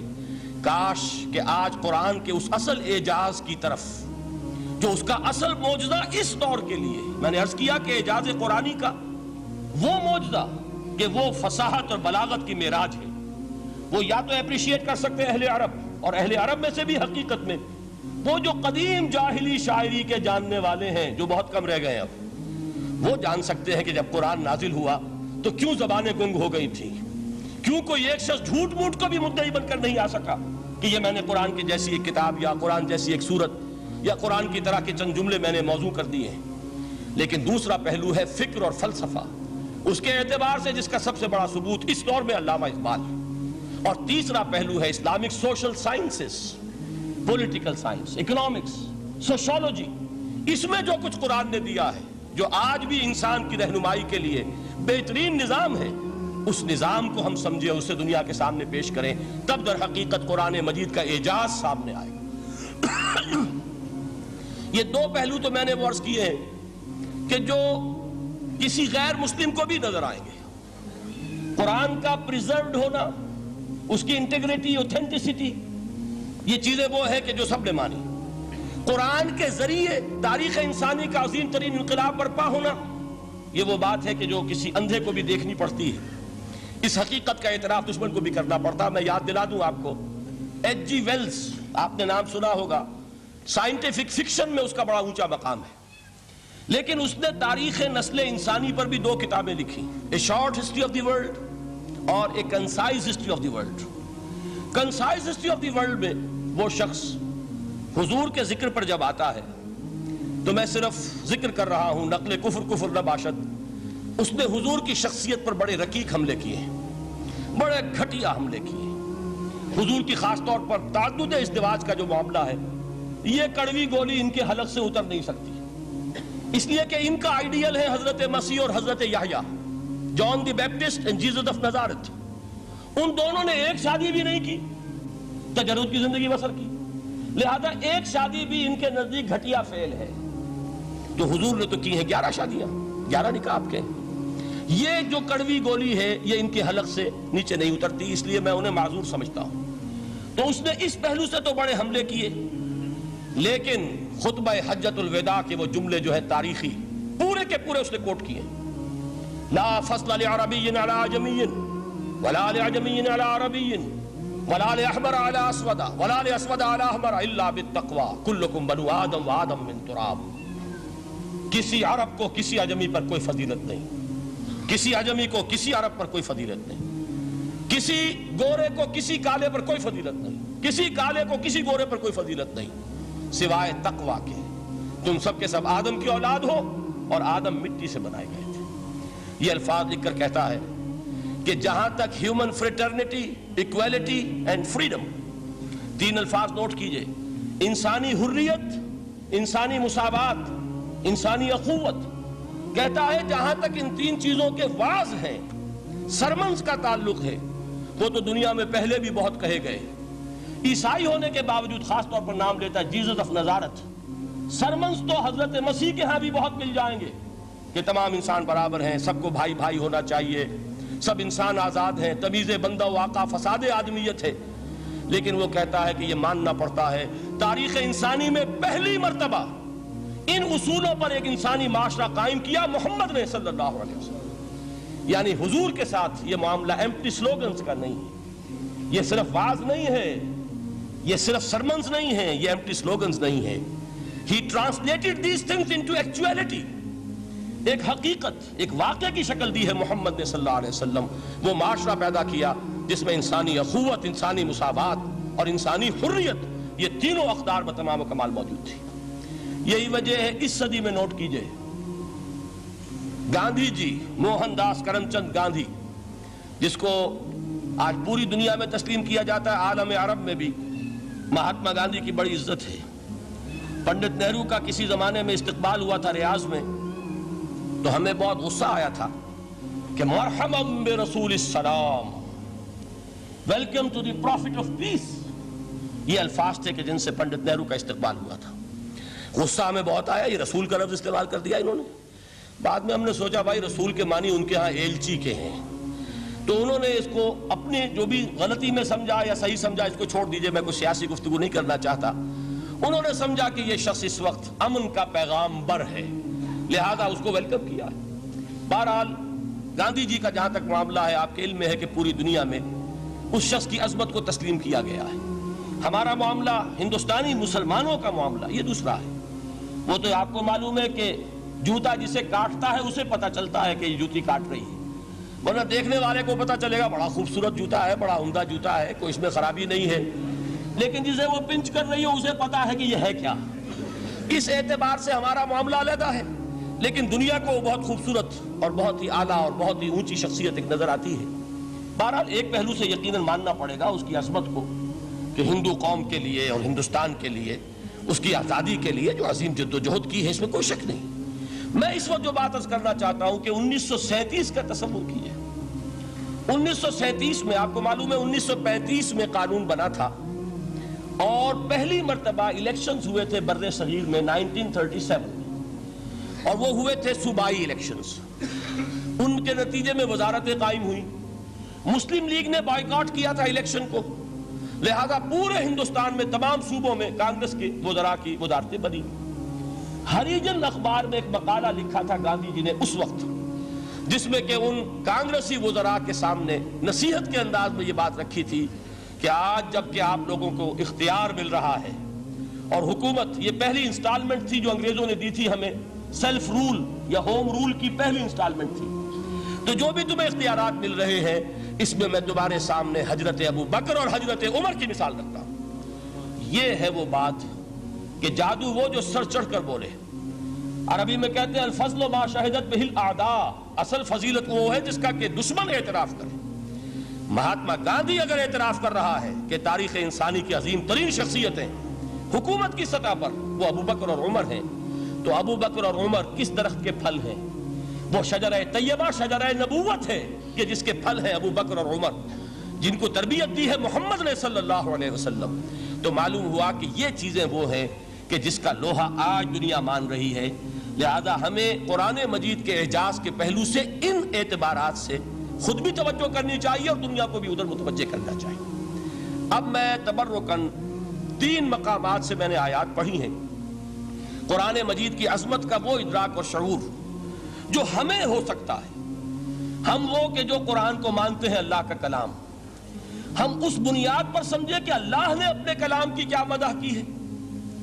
اور نمبر 2 یہ فارسی کا ایک مصرع ہے کہ قدر گوہر شاہ دانت یا بدانت گوہری، ہیرے جواہرات کی قدر و قیمت یا بادشاہوں کو معلوم ہوتی ہے جو ان میں کھیلتے ہیں، اور یا یہ کہ جوہری کو جو ان کا کاروبار کرتا ہے، جانتا ہے، پہچان ہے، پرکھتا ہے۔ عام آدمی کو کیا پتا، اس کے ہاتھ پہ اگر کوئی آپ ہیرا رکھ دیں وہ سمجھے شاید کوئی کانچ کا ٹکڑا ہے، اسے اس کے اندر کوئی فرق محسوس نہیں ہوگا۔ قدر گوہر شاہ دانت یا بدانت گوہری، کہ ہیرے جواہرات جو ہیں ان کی قدر و قیمت کا اندازہ یا بادشاہوں کو ہوتا ہے یا جوہری کو ہوتا ہے۔ تو قرآن مجید کا عظمت کا صحیح ادراک یا اللہ کو ہے یا محمد الرسول اللہ کو ہے صلی اللہ علیہ وسلم۔ باقی جو کچھ دنیا دیکھتی ہے وہ تو وہ ظاہر کا ایک پہلو ہے، وہ تاریخی حقائق ہیں جو میں نے آپ کے سامنے رکھے۔ باقی قرآن مجید کی عظمت کا کوئی صحیح ادراک ہو سکتا ہے یا وہ اللہ تعالیٰ کی زبانی اور یا ہوگا محمد الرسول اللہ صلی اللہ علیہ وسلم کے فرامین کی روح سے۔ اسی لیے میں نے 3 جگہ سے آیات پڑھی ہیں۔ ایک مقام سے سورہ رحمان کی ابتدائی 4 آیات، سورہ یونس کی 2 آیات، سورہ حشر کی 1 آیت، اور 3 احادیث نبویہ ہیں جن کا میں نے ذکر کیا ہے، اس لیے کہ تیسری جو ہے وہ بہت طویل حدیث ہے، وہ پوری میں اس وقت نہیں پڑھ سکتا تھا، اس کے صرف ابتدائی اور آخری کلمات میں نے اس وقت آپ کو سنائے۔ میں تھوڑی سی تشریح ان کی کروں گا تاکہ قرآن مجید کی عظمت کا جو نقش میرے اور آپ کے قلب پر ہونا چاہیے وہ صحیح در حقیقت ان آیات اور احادیث کی روشنی میں ہمارے دلوں پر قائم ہو جائے۔ دیکھیے قرآن مجید کی عظمت یہ کلام ہے، اس کی کلام کی عظمت کا پہلا پہلو ہے متکلم کی عظمت کے اعتبار سے۔ عربی میں کہا جاتا ہے کہ کلام الملوک ملوک الکلام ہے، بادشاہوں کا کلام کلاموں کا بادشاہ ہوتا ہے۔ بادشاہ جب گفتگو کرے گا معلوم ہوگا شاہانہ انداز ہے، ایک کوئی بھکاری گفتگو کرے گا یا کوئی گجرا گفتگو کرے گا، سبزی فروش کرے گا، کوئی مچھلی فروش کرے گا، ہر ایک کا پتہ چل جائے گا کہ کون بولا، وہ جس کو کہتے ہیں کہ تانت باجی راگ پایا۔ 2 جملے کوئی شخص بولے گا پتہ چل جائے گا کتنے پانی میں ہے، اس کے علم کا، فضل کا، تہذیب کا، تمدن کا کیا معیار ہے۔ اس لیے کہ کلام جو ہے در حقیقت متکلم کی پوری شخصیت کی عکاسی کرتا ہے، اس کا مقام کیا ہے، اس کا مرتبہ کیا ہے، اس کے ذہن کی بلندی کیا ہے، اس کے فکر کی گہرائی کیا ہے، اس کے افق ذہنی کی وسعت کیا ہے، اس سب کا اندازہ ہوگا کلام سے۔ تو اب یہ کلام ہے اللہ کا، معلوم ہوا کہ اللہ کی صفات کا ایک کامل عکس قرآن مجید میں موجود ہے۔ یہ بات سمجھیے اس کو قرآن نے کس طرح بیان کیا؟ یہ وہ لطیف حقائق ہیں جن کے لیے قرآن مجید تمثیل کا پیرایا اختیار کرتا ہے۔ اب سورہ حشر کی تمثیل کیا ہے؟ لو انزلنا هذا القرآن على جبل، اگر ہم نے اس قرآن کو کسی پہاڑ پر اتار دیا ہوتا، لرأيته خاشعا متصدعا من خشیت اللہ، تم دیکھتے اس پہاڑ کو کہ اللہ کی خشیت سے دب جاتا اور پھٹ جاتا۔ وَتِلْكَ الْأَمْثَالُ نَضْرِبُهَا لِلنَّاسِ لَعَلَّهُمْ يَتَفَكَّرُونَ، اور یہ مثالیں ہیں جو ہم لوگوں کے لیے بیان کرتے ہیں تاکہ وہ تفکر سے کام لیں، غور و فکر کریں۔ اگر میں اور آپ قرآن کی عظمت سے واقف نہیں ہوں گے، اس بات کو نوٹ کر لیجئے، تو میں اور آپ اپنا وقت کیسے صرف کریں گے اس کے لیے؟ انسان کا ایٹیچیوڈ بڑا یوٹیلیٹیرین ہے، آج کے انسان کا خاص طور پر۔ وہ کسی ایسے ہی کام کے لیے وقت لگائے گا جس میں اس کے لیے فائدہ ہو، اور اس فائدے کی چیز اگر نہیں ہے تو اس کی طرف متوجہ نہیں ہوگا۔ اگر قرآن مجید کی عظمت کا ہمیں ادراک ہو جائے تو ہم اپنا پورا وقت اس کے لیے وقف کر دیں گے، اس کو سمجھیں گے، اس کی گہرائیوں میں غوطہ زنی کریں گے، جیسے اقبال نے کہا کہ قرآن میں ہو غوطہ زن اے مرد مسلمان۔ لیکن اگر یہ کہ اس کی عظمت کا ادراک نہ ہوا تو بس یہ کہ کبھی اتفاق ہو گیا کہ کھول لیا اور اس کو پڑھ لیا، پڑھ بھی لیا بغیر سمجھے، اور اس کا ثواب کسی اور کو پہنچا دیا، وہ آج حصول ثواب بھی نہیں رہا، ایصال ثواب ہی رہ گیا ہے۔ ورنہ یہ کہ بہرحال علامہ اقبال نے جو اس پر پھپتی چست کی ہے کہ بآیا تشترا کارے جزی نیست کہ از یاسین او آساں بمیری، اس قرآن کی عظیم آیات سے اے مسلمان آج تیرا سروکار صرف اتنا رہ گیا ہے کہ کوئی شخص مر رہا ہو، عالم نزع میں ہو، تو اس کو یاسین سنا کر اس کی جان جلدی سے نکال دو، آسانی سے نکل جائے، بس یہ سروکار رہ گیا۔ میں یہ نہیں کہتا کہ نہ پڑھی جائے، حضور نے فرمایا ہے پڑھنی چاہیے، لیکن صرف یہ نہیں ہے اس کا مصرف، یہ تو انسانی زندگی کی رہنما کتاب بن کر نازل ہوئی ہے، اس کے اوپر اس اعتبار سے توجہ تم نہیں کر رہے ہو، بلکہ تمہاری اس کے ساتھ جو ہے دلچسپی صرف اتنی رہ گئی ہے۔ تو پہلی بات یہ کہ یہ سمجھیے کہ قرآن نے یہ تمثیل اختیار کی اپنے عظمت کے بیان کے لیے۔ اگر ہم نے اس قرآن کو پہاڑ پر اتار دیا ہوتا تو تم دیکھتے کہ وہ پھٹ جاتا اور دب جاتا۔ اب اس کو سمجھیے، القرآن یفسر بعضہ بعضا، قرآن کا ایک حصہ دوسرے حصے کی تفسیر کرتا ہے۔ سورہ اعراف میں واقع آیا ہے کہ حضرت موسیٰ علیہ السلام کا آپ کو معلوم ہے کہ کوہ طور پر اللہ تعالیٰ سے ہم کلامی کا شرف حاصل کرتے تھے، گفتگو ہو رہی ہے لیکن اللہ نظر نہیں آ رہا۔ اب اس کو اپنے اوپر طاری کیجئے کہ صاف سامنے آتے بھی نہیں، صاف چھپتے بھی نہیں۔ یہ جو صورتحال تھی کہ اگر کسی کی آپ آواز سن رہے ہیں، کلام سن رہے ہیں، سامنے نہیں آ رہا، تو آپ کے دل میں خواہش پیدا ہوگی کہ ذرا سا یہ پردہ بھی اٹھا دیا جائے، مجھے دیدار بھی حاصل ہو جائے۔ لہذا سورہ اعراف میں ہے جب کئی بار یہ شرف ہم کلامی حاصل ہوا اللہ سے، تو حضرت موسیٰ علیہ السلام نے بڑی ہمت سے کام لیا، بڑی جرت کی درخواست کر دی، رب ارنی انظر الیک، یہ جو پردہ بیچ میں حائل کیا ہوا ہے پروردگار، تو میرا شوق دیکھ، میرا اشتیاق دیکھ، تو مجھے ذرا دیدار بھی عطا ہو جائے۔ اس پر کیا بات کہی گئی؟ لن ترانی، موسیٰ تم مجھے ہرگز نہیں دیکھ سکتے، تم اس جسد ظاہری کے ساتھ، اس جسد مادی کے ساتھ، ان عنصری آنکھوں سے میرا دیدار نہیں کر سکتے۔ ولیکن انظر الی الجبل، دیکھو ہم تمہیں ایک مثال دیے دیتے ہیں، ذرا اس پہاڑ کی طرف دیکھو، ہم اپنی ایک تجلی اس پر ڈالیں گے۔ فَإِنِ اسْتَقَرَّ مَكَانَهُ فَسَوْفَ تَرَانِي، اگر وہ پہاڑ ہماری تجلی کو جھیل جائے، تحمل کر لے، تو تم بھی سوچنا کہ شاید ہمیں دیکھ سکو۔ اس کے بعد ہوا کیا؟ فَلَمَّا تَجَلَّى رَبُّهُ لِلْجَبَلِ جَعَلَهُ دَكًّا وَخَرَّ مُوسَىٰ صَعِقًا، جب اللہ تعالیٰ نے پہاڑ پر اپنی ایک تجلی ڈالی تو وہ پہاڑ جو ہے پھٹ گیا، اور موسیٰ، اب دیکھیے براہ راست تجلی موسیٰ پر نہیں ہے، یہ انڈائریکٹ مشاہدہ ہے تجلی ربانی کا کہ جو پہاڑ پر ہوئی ہے، اور پہاڑ کی جو کیفیت ہوئی ہے اس کے مشاہدے سے حضرت موسیٰ بے ہوش ہو کر گر گئے۔ وَصَعِقَ مُوسَىٰ خَرَّ مُوسَىٰ صَعِقًا، یہ ہے وہ مثال جو یہاں دی ہے قرآن کے لیے۔ لَوْ أَنزَلْنَا هَذَا الْقُرْآنَ عَلَىٰ جَبَلٍ لَرَأَيْتَهُ خَاشِعًا مُتَصَدِّعًا مِنْ خَشْيَةِ اللَّهِ۔ نتیجہ کیا نکلا؟ انفر کیجئے، استدلال، استنتاج۔ نتیجہ یہ نکلا کہ جو تاثیر تجلی ذات ربانی کی ہے وہی تاثیر کلام ربانی کی ہے، صرف یہ ہے کہ ہمیں اس کا شعور نہیں، ہمیں اس کا ادراک نہیں۔ یہ بالکل ذات کی تجلی کی جو تاثیر تھی وہی قرآن خود بیان کر رہا ہے کہ اس کلام ربانی کی بھی۔ اس کو بھی علامہ اقبال نے خوب کہا ہے، فاش گویم آنچ در دل مزمرست، صاف کہہ دیتا ہوں جو کچھ میرے دل میں ہے، این کتابیں نیست چیزیں دیگر است، اسے کتاب نہ سمجھ بیٹھنا قرآن کو، یہ کتاب نہیں ہے، کچھ اور ہے۔ کچھ اور کیا ہے؟ مثل حق پنہاؤ ہم پیداستو، زندہ پائندہ گویاستو، یہ تو جیسے اللہ تعالیٰ کی ذات ہے، مثل حق، ذات حق سبحانہ و تعالیٰ کی طرح یہ زندہ ہے، پائندہ ہے، مثل حق پائندہ گویاستو، یہ جو ہے زندہ ہے، یہ متکلم ہے، کلام نہیں ہے۔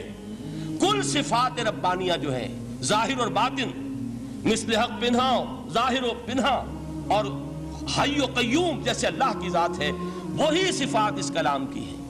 اور اس کے بعد وہ شعر آیا تھا جو میں پہلے سنا چکا ہوں، چوں بجاں در رفت جاں دیگر شود، جب یہ قرآن کسی انسان کے اندر سرایت کر جاتا ہے، اس کے دل پر نازل ہوتا ہے۔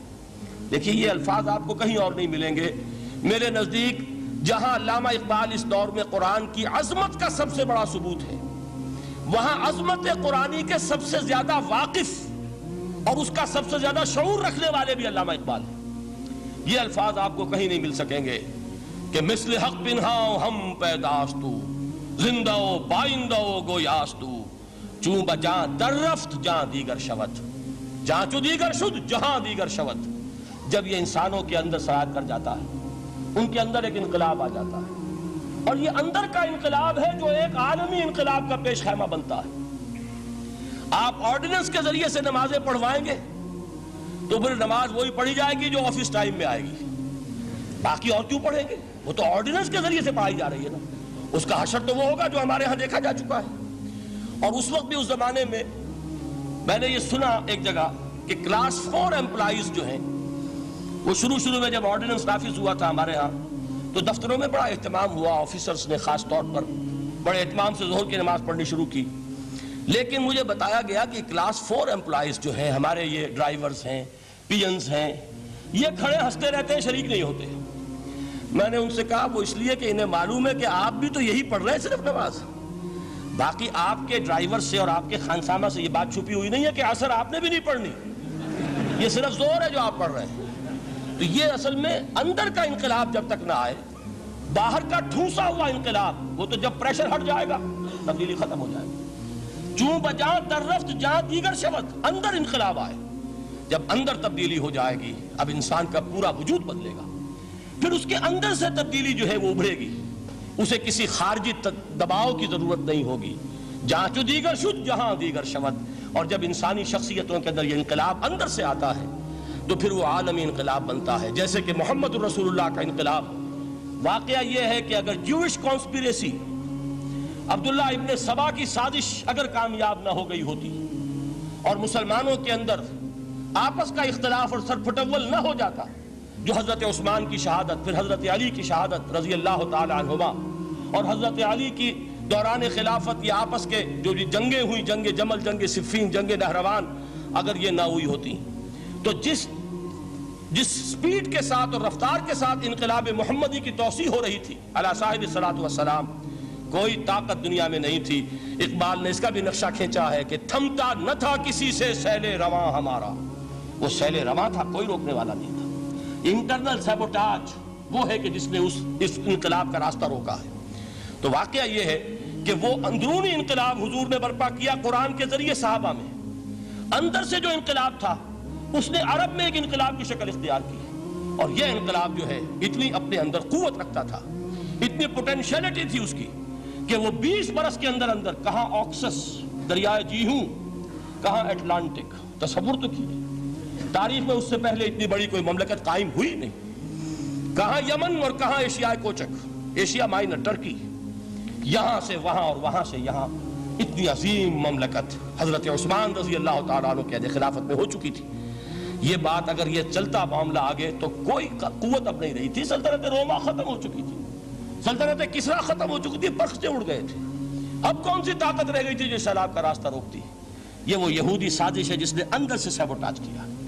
بہرحال یہ ہے انقلاب محمدی کا طریقہ، اندر سے تبدیلی، اسی کو علامہ اقبال نے کہا ہے، تیرے ضمیر پہ جب تک نہ ہو نزول کتاب، گرہ کشا ہے نہ راضی نہ صاحب کشاف۔ یہ قرآن اب بھی تم ایسے محسوس کرو کہ جیسے تمہارے دل پر نازل ہو رہا ہے۔ اور مجھے یاد آیا امام ابن قیم رحمۃ اللہ علیہ، ان کا ایک بڑا پیارا جملہ ہے۔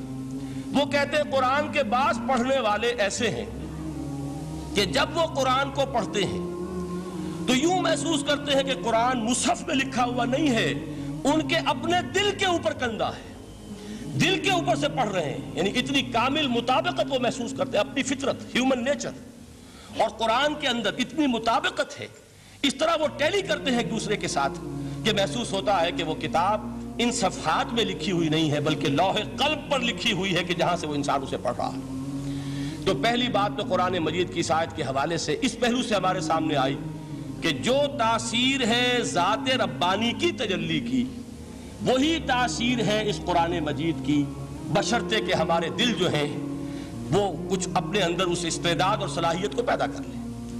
دوسرا مقام ہے سورہ یونس کا۔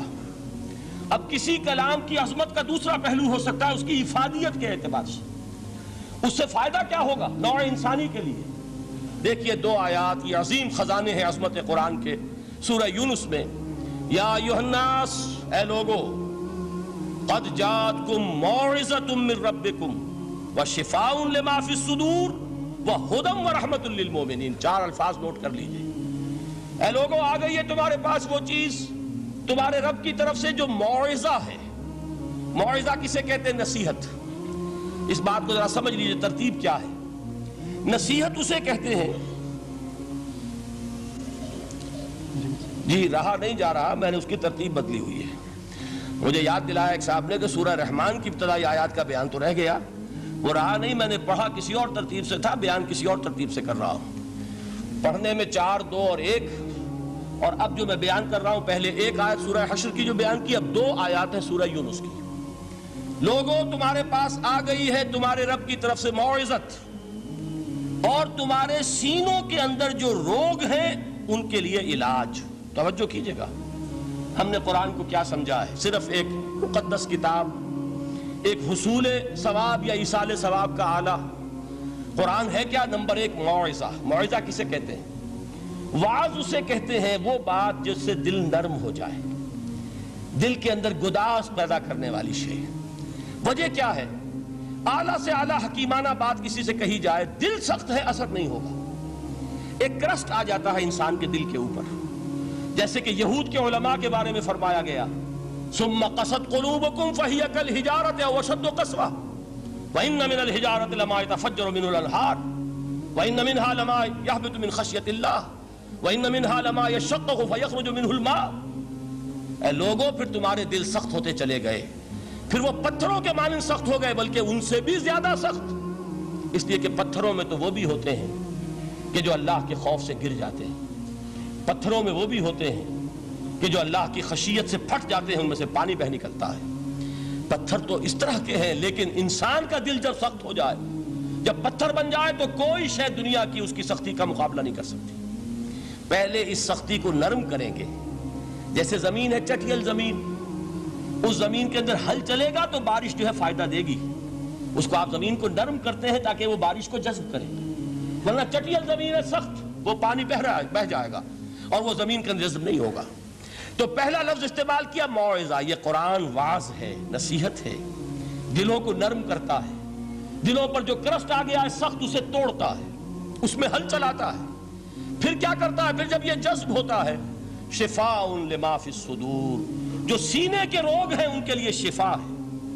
اب آپ غور کیجئے گا، علامہ اقبال نے انہی 2 اعتبارات سے مسلمانوں کا مرثیہ کہا ہے کہ مسلمانوں نے اس قرآن کو نہ موعظہ کے لیے استعمال کیا اور نہ تزکیہ نفس کے لیے استعمال کیا، بلکہ اس کو تو صرف بنا لیا ہے وہ جان آسانی سے نکالنے کا نسخہ یا ایصال ثواب کا آلہ۔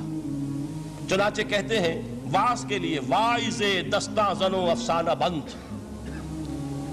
واعظ جو ہے ہمارے داستانے کہتے ہیں، افسانے کہتے ہیں، قصے کہتے ہیں، لطیفے کہتے ہیں، معنی او پست و حرف او بلند، اس کے بیان میں معنی تو ہوتے ہیں بہت ہی گھٹیا، نیچے کے، پست، الفاظ کا شکو ہوتا ہے، الفاظ بہت اونچے ہوتے ہیں. از خطیب و دیلمی گفتارے ہو با ضعیف و شاذ و مرسل کارے ہو. سارا باز و نصیحت جو ہو رہا ہے وہ ضعیف حدیثوں کے ذریعے سے، ضعیف روایات بخاری کی ہو، مسلم کی ہو، ترمذی کی ہو، ابن ماجہ کی ہو. کہاں خطیب بغدادی اور دیلمی وہ کتابیں کہ جن کی کوئی سند نہیں ہے، وہاں کی روایات کے ذریعے سے لوگوں کو تذکیر کرنے کی کوشش کر رہے ہیں. با ضعیف و شاذ و مرسل کارے ہو، ضعیف روایات، شاذ روایات، مرسل روایات جن کا سلسلہ روایت محمد الرسول اللہ تک متصل نہیں ہے، اس کے ذریعے سے کر رہے ہیں. حالانکہ موعظہ، سب سے بڑا موعظہ یہ قرآن تھا. قرآن کہتا ہے خود فذکر بالقرآن من یخاف وعید. اے محمد صلی اللہ علیہ وسلم آپ اس قرآن کے ذریعے نصیحت کیجئے. یہ قرآن ہے جو دلوں کی سختی کو ختم کرے گا، گداز پیدا کرے گا. دوسری طرف علامہ اقبال کیا کہتے ہیں کہ جہاں تک ہمارے ہاں جو بھی تصوف کے معروف حلقے ہیں، صوفیاء حق کی بات نہیں کہہ رہا، وہاں قوالی ہو رہی ہوگی تو حال آ جائے گا. صوفی پشمینہ پوش حال مست، از شراب نغمہ قوال مست. قوال سے جو کچھ مل رہا ہے، حال آ رہا ہے، مستی آ رہی ہے، کیف اور سرور حاصل ہو گیا ہے. صوفی پشمینہ پوش حال مست، از شراب نغمہ قوال مست. لیکن یہ کہ اس کی محفل میں در نمی سازت بقرآن محفلش، اس کی محفل میں قرآن کا کہیں گزر نہیں ہے. جبکہ محمد الرسول اللہ صلی اللہ علیہ وسلم کی بھی ایک محفل ہوتی تھی، محفل سماع. وہ محفل سماع کیا تھی؟ حضور صحابہ سے فرمائش کر کر کے قرآن سنتے تھے. حضرت عبداللہ ابن مسعود رضی اللہ تعالیٰ عنہ کی روایت موجود ہے کہ مجھے ایک مرتبہ حکم دیا حضور نے کہ قرآن سناؤ. میں نے عرض کیا حضور آپ کو سناؤں؟ آپ پر تو نازل ہوا ہے. تو حضور نے فرمایا نہیں، مجھے کسی اور سے سن کر کچھ اور لطف حاصل ہوتا ہے. اب امتثال امر میں حضرت عبداللہ ابن مسعود رضی اللہ تعالیٰ عنہ نے سورہ نساء پڑھنی شروع کی. 41ویں آیت پر پہنچے. چشم تصور سے دیکھیے کہ حضور بھی تشریف فرما ہے، صحابہ کرام کی محفل ہے، اور صحابہ کیسے بیٹھا کرتے تھے ادب کے ساتھ. ایک روایت میں الفاظ آئے ایسے بیٹھتے تھے ساکت و صامت ہو کر، بالکل خاموش، سکون، ساکن اور ساکت اور صامت، کہ جیسے ان کے سروں پر پرندے بیٹھے ہیں کہ ذرا جنبش کریں گے تو پرندہ اڑ جائے گا. اس ادب کے ساتھ تو وہ محفل جو ہے حضور صلی اللہ علیہ وسلم کی، اور ایک صحابی حضرت عبداللہ ابن مسعود گردن نیچی کیے ہوئے ہیں اور قرآن پڑھتے چلے جا رہے ہیں. جب اس آیت پر پہنچے فَكَيْفَ إِذَا جِئْنَا مِن كُلِّ أُمَّةٍ بِشَهِيدٍ وَجِئْنَا بِكَ عَلَىٰ هَٰؤُلَاءِ شَهِيدًا.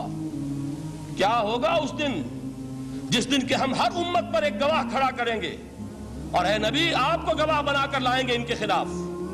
آپ کو یہ ٹیسٹیفائی کرنا ہوگا کہ اللہ تیرا جو کلام میرے پاس آیا تھا میں نے پہنچا دیا تھا، اب ان کی ذمہ داری ہے. They are accountable, they are responsible. اس پر حضور نے فوراً فرمایا حسبک حسبک، بس کرو بس کرو. اور حضرت عبداللہ ابن مسعود فرماتے کہ میں نے جب نگاہ اٹھا کر دیکھا حضور کے آنکھوں سے آنسو روا تھے. یہ ہے سماع، یہ محفل سماع ہے. کاش کہ اللہ تعالی ہمیں اس کی توفیق عطا فرمائے. یہ ہے مسنون محفل سماع. اس قرآن کے اندر وہ گداز ہے. آیا ہے کہ نہیں 7ویں پارے کے بالکل آغاز میں وَإِذَا سَمِعُوا مَا أُنزِلَ إِلَى الرَّسُولِ تَرَىٰ أَعْيُنَهُمْ تَفِيضُ مِنَ الدَّمْعِ مِمَّا عَرَفُوا مِنَ الْحَقِّ يَقُولُونَ رَبَّنَا آمَنَّا فَاكْتُبْنَا مَعَ الشَّاهِدِينَ. تو یہ ہے دوسری چیز کہ در حقیقت تزکیہ نفس کا ذریعہ یہ قرآن ہے. سینوں میں جو روگ ہیں، حب دنیا، حب مال، حب شہرت، حب اقتدار، جس کو کہ ایڈلر کہتا ہے دی ارج ٹو ڈومینیٹ، میرا غلبہ ہو، میرا تسلط ہو، میں نمایاں ہو جاؤں، میری حکومت بن جائے، اختیار میرے ہاتھ میں آ جائے، دی ارج ٹو ڈومینیٹ. یہ ساری ارجز ہیں ہماری در حقیقت جس سے فساد رونما ہے. یہ حب مال ہے جس کی وجہ سے ہمارے اندر تنافس ہے. الہاکم التکاثر حتی زرتم المقابر. یہ کثرت اور بہتات کی طلب تمہیں غافل کیے رکھتی ہے یہاں تک کہ قبروں تک جا پہنچتے ہو. آنکھ انسان کی کھل نہیں پاتی. جس کے پاس 10 نسلوں کے لیے کھانے کو موجود ہے اس کی بھی حرص جو ہے اور مزید کا لالچ جو ہے وہ ختم نہیں ہوتا. یہ چیزیں ہیں اصل روگ. ان دلوں کے روگوں کا اور سینوں کے اندر کے ان امراض کا علاج قرآن ہے. یا ایھا الناس قد جاءتکم موعظۃ من ربکم وشفاء لما فی الصدور. اب جب یہ دو چیزیں ہو جائیں گی اب تیسرا لفظ ہے ہدن. ہدایت بیکار ہے جب تک دل میں گداز نہ ہو، ہدایت بیکار ہے جب تک کہ نیت درست نہ ہو۔ کوئی شخص بڑا عالم ہے لیکن اپنے علم کو اس نے ذریعہ بنایا ہے دنیا کمانے کا، تو در حقیقت یہ قرآن اس کے حق میں ہدایت نہیں ہے، اس کے حق میں عذاب خدا بندی کا ذریعہ بن رہا ہے۔ حضور نے خود فرمایا القرآن حجت لک او علیک، یہ قرآن یا تمہارے حق میں حجت ہے یا تمہارے خلاف حجت بنے گا قرآن کے قیامت کے دن۔ اس لیے کہ ایک شخص اس کو دنیا کمانے کا ذریعہ بنا رہا ہے، ایک شخص اس کو شہرت کے حصول کا ذریعہ بنا رہا ہے، ایک شخص علم کو ذریعہ بنا رہا ہے دنیا میں نمایاں ہونے کا، اپنی تعریف کا۔ حضور نے فرمایا کہ قیامت کے دن سب سے پہلے 3 افراد کا معاملہ پیش ہوگا عدالت خدا بندی میں۔ ایک وہ جو بڑا عالم سمجھا جاتا تھا، اس سے بڑا علم پھیلا۔ دوسرا وہ جو بہت صاحب ثروت تھا، اس نے بہت خیرات کے کاموں میں پیسہ لگایا۔ تیسرا وہ جو دنیا میں شہید سمجھا جاتا تھا کہ اللہ کی راہ میں جنگ کرتے ہوئے جان دیا۔ اللہ ان تینوں سے جو اس کو نعمتیں دی تھی ان کا ذکر کر کے پوچھے گا کہ میں نے تمہیں یہ دیا، تمہیں یہ دیا، تمہیں یہ دیا، تم کیا کر کے لائے؟ وہ شہید کہے گا کہ اللہ میں نے تیری راہ میں جنگ کی اور اپنی جان دے دی تاکہ تو راضی ہو جائے۔ اللہ فرمائے گا کذبتا، تو نے جھوٹ بولا، انک قد قاتلت لئن یقال جریء، تو نے تو یہ جنگ اس لیے کی تھی کہ کہا جائے کہ بڑا جری ہے، بڑا بہادر ہے۔ یہ لوگوں سے بہادری کے تمغے لینا تمہارا مقصود تھا۔ وقد قیل، وہ کہا جا چکا ہے، اب یہاں تمہارے لیے کچھ نہیں۔ اور فرشتوں کو حکم ہوگا اور وہ اوندے منہ اس کو گھسیٹتے ہوئے جہنم میں جھونک دیں گے۔ دنیا میں شہید سمجھا جا رہا ہے، آخرت میں جہنمی ہے۔ یہی حال اس عالم کا ہوگا، یہی حال اس دولت مند کا ہوگا۔ تم نے یہ علم پھیلایا تھا کہ تمہارے علم کا چرچا ہو جائے، تمہاری شہرت ہو جائے، لوگ تمہاری دستبوسی کرنے لگیں، لوگ تم سے جھک کر ملیں۔ وہ دنیا میں ہو گیا، تمہارا مطلوب مل چکا، تمہارا مقصود حاصل ہو چکا، اب یہاں کچھ نہیں۔ تو جان لیجئے کہ جب تک دلوں کے روگ درست نہ ہوں، علم بیکار ہے، ہدایت قطعاً غیر مفید ہے۔ پہلے دلوں کا کرسٹ اترے، اس کی سختی دور ہو، یہ ہے موعظہ۔ دلوں کے اندر سے حب جاہ، حب دنیا، حب مال نکلے، یہ ہے تزکیہ، شفاء لما فی الصدور۔ اب ہدایت خدا بندی، اب راستہ آپ دیکھیں گے اور اس راستے پر چلیں گے۔ یہ ہدایت جو ہے دنیا میں، یہی آخرت میں رحمت کی شکل میں ظاہر ہوگی۔ جنہوں نے اس قرآن کی ہدایت سے فائدہ اس دنیا میں اٹھایا، آخرت میں رحمت خدا بندی کی بدلیاں ان پر سایہ کریں گی۔ ایک حدیث میں تو باقاعدہ الفاظ آئے ہیں کہ سورہ بقرہ اور سورہ آل عمران یہ 2 بدلیوں کی صورت میں ظاہر ہوں گی میدان حشر میں، اور ان لوگوں پر سایہ کریں گی کہ جن کو ان سے بڑی محبت تھی۔ یہ 4 الفاظ نوٹ کر لیجئے اسی ترتیب کے ساتھ۔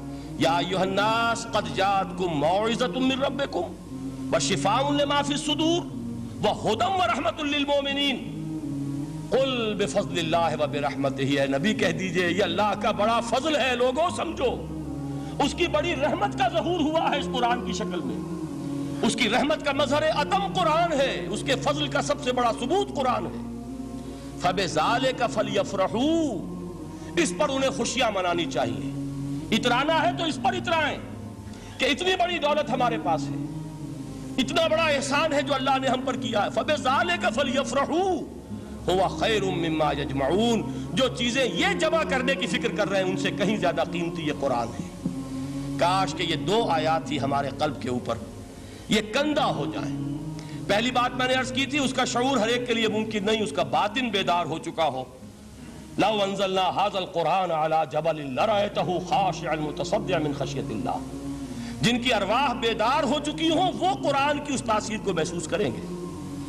لیکن یہ دوسری چیز ہے کہ جو ہمارے لیے پریگمیٹک پہلو سے، عملی اعتبار سے، افادے کے اعتبار سے یہ 4 الفاظ اور رحمت اور فضل خدا بندی کا سب سے بڑا مظہر، اور خوشیاں مناؤ کہ اللہ کی یہ نعمت تمہارے پاس موجود ہے۔ اب وہ تیسرا مقام ہے سورہ رحمان کا، بڑی چھوٹی چھوٹی آیات۔ آپ نے سنا ہوگا حضور نے سورہ رحمان کے بارے میں فرمایا ہے، سورۃ الرحمن عروس القرآن۔ یہ سورہ رحمان جو ہے یہ قرآن کی دلہن ہے۔ جیسے دلہن کو آپ خوشنما لباس پہناتے ہیں، آراستہ پیراستہ، اس کو گہنے اور اس کو زیور پہناتے ہیں، تو جس طریقے سے سجاتے ہیں آپ دلہن کو، اللہ تعالیٰ نے ایک سورت قرآن مجید میں یہ ایسی رکھی ہے سورہ رحمان کہ اسے خوب سجایا ہے۔ اس میں الفاظ کا در و بست، اس کا اپنا ایک ڈیوائن میوزک ہے۔ وہ تو اللہ تعالیٰ قراء جو ہے خاص طور پر مصر کے قراء، اللہ تعالیٰ ان پر رحمت نازل فرمائے، ان کی خطاؤں سے درگزر کرے۔ جس طرح قرآن کے انٹرنسک میوزک کو انہوں نے واضح کیا ہے، واقعہ یہ ہے کہ اگر یہ لوگ نہ ہوتے، شیخ عبد الباسط محمد عبد الصمد، شیخ محمود خلیل الحصری، یہ لوگ کہ جنہوں نے قرآن کے اس غنا، میوزک، یہ لفظ جو ہے آپ حیران نہ ہو کہ میں یہ کوئی شاید توہین کر رہا ہوں قرآن کی، حضور نے یہ لفظ استعمال کیا ہے، تغنو، اس قرآن کو اچھی سے اچھی خوشلہانی کے ساتھ پڑھو۔ من لم یتغن بالقرآن فلیس منا، جو قرآن کو بہتر سے بہتر انداز میں، اچھی سے اچھی آواز میں، خوشلہانی کے ساتھ پڑھنے کی کوشش نہیں کرتا، وہ ہم میں سے نہیں ہے۔ بلکہ ایک مرتبہ حضور رات کے وقت آپ گشت پر تھے اپنے ساتھیوں کے حالات معلوم کرنے کے لیے۔ حضرت ابو موسیٰ اشعری رضی اللہ تعالیٰ عنہ ایک صحابی ہیں، ان کے گھر کے پاس سے گزر ہوا، وہ رات کو تہجد پڑھ رہے تھے، کھڑے ہوئے کیف کے عالم میں قرآن تلاوت کر رہے ہیں۔ حضور کو بہت پسند آئی ان کی قرات، کافی دیر تک وہاں کھڑے سنتے رہے۔ اب انہیں کیا پتا کون سن رہا ہے، بالکل اسی طرح سمجھ لیجئے ایک بات یاد آئی ہے، حضور فرماتے ہیں کہ جس طرح کان لگا کر اللہ قرآن کو سنتا ہے، کسی چیز کو نہیں سنتا۔ ہمیں نظر نہیں آتا نا، ہمیں معلوم نہیں، ہم قرآن پڑھ رہے ہیں تو سننے والا کون ہے؟ سب سے زیادہ کان لگا کر خود اللہ۔ یہاں اس لیے مجھے یاد آیا کہ ابو موسیٰ اشعری کو کیا پتا تھا کہ کون سن رہا ہے، وہ اپنی کیفیت میں نماز میں تہجد میں قرآن کی تلاوت کر رہے تھے، اور ظاہر بات ہے ان کے گھر ایکڑوں میں بنے ہوئے نہیں تھے، ایک ایک کمرہ، ایک ایک کوئی حجرہ، ایسے ہی تو گھر تھے نا صحابہ کے، لہذا حضور پاس سے گزرے، آواز آئی، کافی دیر سنتے رہے۔ اس کے بعد آپ تشریف لے گئے، صبح فجر میں ملاقات ہوئی تو حضور نے تحسین کے انداز میں فرمایا، یا ابا موسیٰ انک قد اوتیت مزمارا من مزامیر آل داؤد، اے ابو موسیٰ تمہیں تو آل داؤد کے سازوں میں سے ایک ساز اللہ نے عطا فرما دیا ہے۔ جس طرح حضرت داؤد، لہن داؤدی مشہور ہے کہ جب وہ پچھلے پہر رات کو حمد کے ترانے الاپتے تھے، قرآن میں ہے کہ پرندے شامل ہو جاتے تھے ساتھ، اور پہاڑ وجد میں آتے تھے، پہاڑ بھی ان کے ساتھ شریک ہوتے تھے۔ تو جس طرح کا اللہ نے ان کو لہن عطا فرمایا تھا، حضور نے تحسین کے انداز میں فرمایا ہے، ابو موسیٰ اشعری اللہ نے تمہیں بھی آل داؤد کے سازوں میں سے ایک ساز عطا فرمایا۔ بہرحال قرآن مجید کا جو یہ میوزک ہے، قرآن کے الفاظ کا جو حسن ہے، جہاں تک حسن معنوی ہے وہ تو ہر لفظ میں ہے، لیکن یہ حسن ظاہری، حسن صوتی، حسن لفظی، یہ اپنے کلائمیکس پر آپ کو نظر آئے گا سورہ رحمان میں۔ لیکن قرآن میں یہ سورت اس اعتبار سے بھی ممتاز ہے، اس کی 4 آیات پر ذرا توجہ کریں گے، عجیب حقائق سامنے آئیں گے۔ جہاں یہ قرآن مجید کے حسن صوت اور حسن لفظی کی معراج ہے، وہیں اس کی پہلی 4 آیات میں 4 چوٹی کی چیزوں کا ذکر ہے، سب سے اونچی چیزیں۔ پہلی آیت کیا ہے؟ الرحمن، ایک آیت ہو گئی۔ رحمان کیا ہے؟ اللہ کا نام ہے۔ کبھی آپ نے غور کیا اللہ کے ناموں میں سب سے پیارا نام کون سا ہوگا؟ رحمان۔ کیوں؟ اس کا مادہ کیا ہے؟ رحمت۔ ہمیں سب سے بڑھ کر جس چیز کی ضرورت ہے وہ کیا ہے؟ رحمت خداوندی۔ نام اچھی طرح سن لیجئے اس حضور کی قول کو۔ حضور فرماتے کوئی شخص جنت میں مجرد اپنے عمل کی بنیاد پر داخل نہیں ہو سکے گا جب تک کہ رحمت خداوندی دستگیری نہ کرے۔ کسی صحابی نے بڑی ہمت اور جرأت کا ثبوت دیا کہ پوچھ لیا، کیا حضور آپ بھی؟ جب آپ نے فرمایا کوئی شخص داخل نہیں ہو سکتا جنت میں محض اپنے عمل کی بنیاد پر جب تک کہ رحمت خداوندی جو ہے وہ دستگیری نہ فرمائے۔ پوچھا گیا کیا آپ بھی؟ آپ نے فرمایا ہاں میں بھی۔ آپ اندازہ کیجئے کہ اگر محمد الرسول اللہ بھی رحمت خداوندی کے ضرورت مند ہوں تو تاب دیگراں چہ رسد، ہماری تو سب سے بڑی ضرورت رحمت خداوندی ہے۔ اب یہ رحمت جو ہے قرآن مجید میں اللہ تعالیٰ کی یہ شان 2 الفاظ کے ذریعے سے آتی ہے، رحیم اور رحمان۔ اور کوئی مادہ نہیں ہے جس سے 2 نام بنتے ہوں اللہ کے، لیکن یہ مادہ ہے واحد رحمت کا کہ جس سے رحمان بھی ہے رحیم بھی ہے۔ رحیم صفت مشبہ ہے، رحمت دائم ہو جائے گی، مستقل ہوگی تو رحیم کہیں گے، اور رحمان اس میں رحمت کی ہے وہ شان ہے کہ جیسے ٹھاٹھے مارتا ہوا سمندر ہو، ہیجان کی کیفیت، طوفانی کیفیت، رحمت خداوندی کا طوفانی جوش، وہ ہے رحمان۔ آپ تو رہتے اس علاقے میں ہیں، آپ کو معلوم ہے عرب اگر بھوکا مرا جا رہا ہو تو کیا کہے گا؟ انا جوعان۔ پیاسا مرا جا رہا ہو انا عطشان۔ بہت غضبناک ہوگا، غضبان آصفہ قرآن میں آیا ہے، بہت غضبناک۔ رحمان جس کی رحمت جو ہے جوش میں ہے، ٹھاٹھے مارتے ہوئے سمندر کے مانند۔ تو یہ اللہ تعالیٰ کے ناموں میں سب سے پیارا نام۔ اب آگے چلیے، الرحمن علم القرآن، رحمان نے قرآن سکھایا۔ رحمت خداوندی کا سب سے بڑا مظہر، رحمان کی رحمانیت کا سب سے بڑا مظہر قرآن ہے۔ ان میں جو منطقی ربط ہے اس کو سمجھتے جائیے۔ اچھا آپ یہ سوچئے، جو علم بھی انسان کو حاصل ہوا وہ کس نے دیا؟ اللہ نے۔ سائنس کا علم کس نے دیا؟ اللہ نے۔ علم آدم الاسماء کلہا، وہ علم الاسماء جو حضرت آدم کو دے دیا گیا تھا ازل میں، یہ اسی کا ظہور ہے، یہ اسی کی ایکسفولیشن ہے جو ہو رہی ہے اور ہوتی رہے گی ابھی۔ اور دوسرے علم ہے وہ کس نے دی؟ اللہ نے دی۔ لا یحیطون بشیء من علمہ الا بما شاء، مخلوق میں سے کوئی اللہ کے علم میں سے کسی شے کا احاطہ نہیں کر سکتا مگر وہ جتنا اللہ دینا چاہے۔ لیکن یہ کہ تمام علوم میں چوٹی کا علم قرآن۔ نوٹ کرتے جائیے، اب چوٹی کی چیزیں جمع کیجیے۔ اللہ کے ناموں میں چوٹی کا نام رحمان، اللہ نے جو کچھ انسان کو سکھایا اس میں چوٹی کا علم قرآن۔ خلق الانسان، انسان کو پیدا فرمایا۔ سوال یہ کہ حیوانات کو کس نے پیدا فرمایا؟ آسمان کس نے پیدا کیے؟ زمین کس نے پیدا کی؟ فرشتے کس نے پیدا کیے؟ کیا مطلب خلق الانسان؟ اس کی تمام مخلوقات میں اس کا کلائمیکس، اس کی تخلیق کی معراج، اس کے تخلیق کا نقطہ عروج انسان ہے۔ یہ ہے کہ جو مسجود ملائک بنا ہے۔ وَلَقَدْ كَرَّمْنَا بَنِي آدَمَ وَحَمَلْنَاهُمْ فِي الْبَرِّ وَالْبَحْرِ وَرَزَقْنَاهُمْ مِنَ الطَّيِّبَاتِ وَفَضَّلْنَاهُمْ عَلَى كَثِيرٍ مِّمَّنْ خَلَقْنَا تَفْضِيلًا۔ تو تخلیق میں سب سے اونچی تخلیق انسان کی، علموں میں سب سے اونچا علم قرآن کا، اللہ کے ناموں میں سب سے اونچا نام رحمان۔ اب آئیے چوتھی چیز، علمہ البیان، انسان کو بیان کی صلاحیت عطا فرمائی۔ کیا اور کوئی صلاحیت عطا نہیں کی؟ بینائی کس نے دی؟ اللہ نے۔ اسی طریقے سے سماعت کس نے عطا فرمائی؟ اللہ نے۔ کتنی فیکلٹیز ہیں، کتنے ایکسٹرنل آرگنز ہیں سینس کے، کتنے انٹرنل سینسز ہیں جو اللہ نے دیے ہیں۔ لیکن یہاں بھی سمجھ لیجئے، جتنی فیکلٹیز ہیں ہیومن فیکلٹیز، ان میں ٹاپ کی فیکلٹی جو ہے وہ اسپیچ ہے، کلام ہے، بیان ہے۔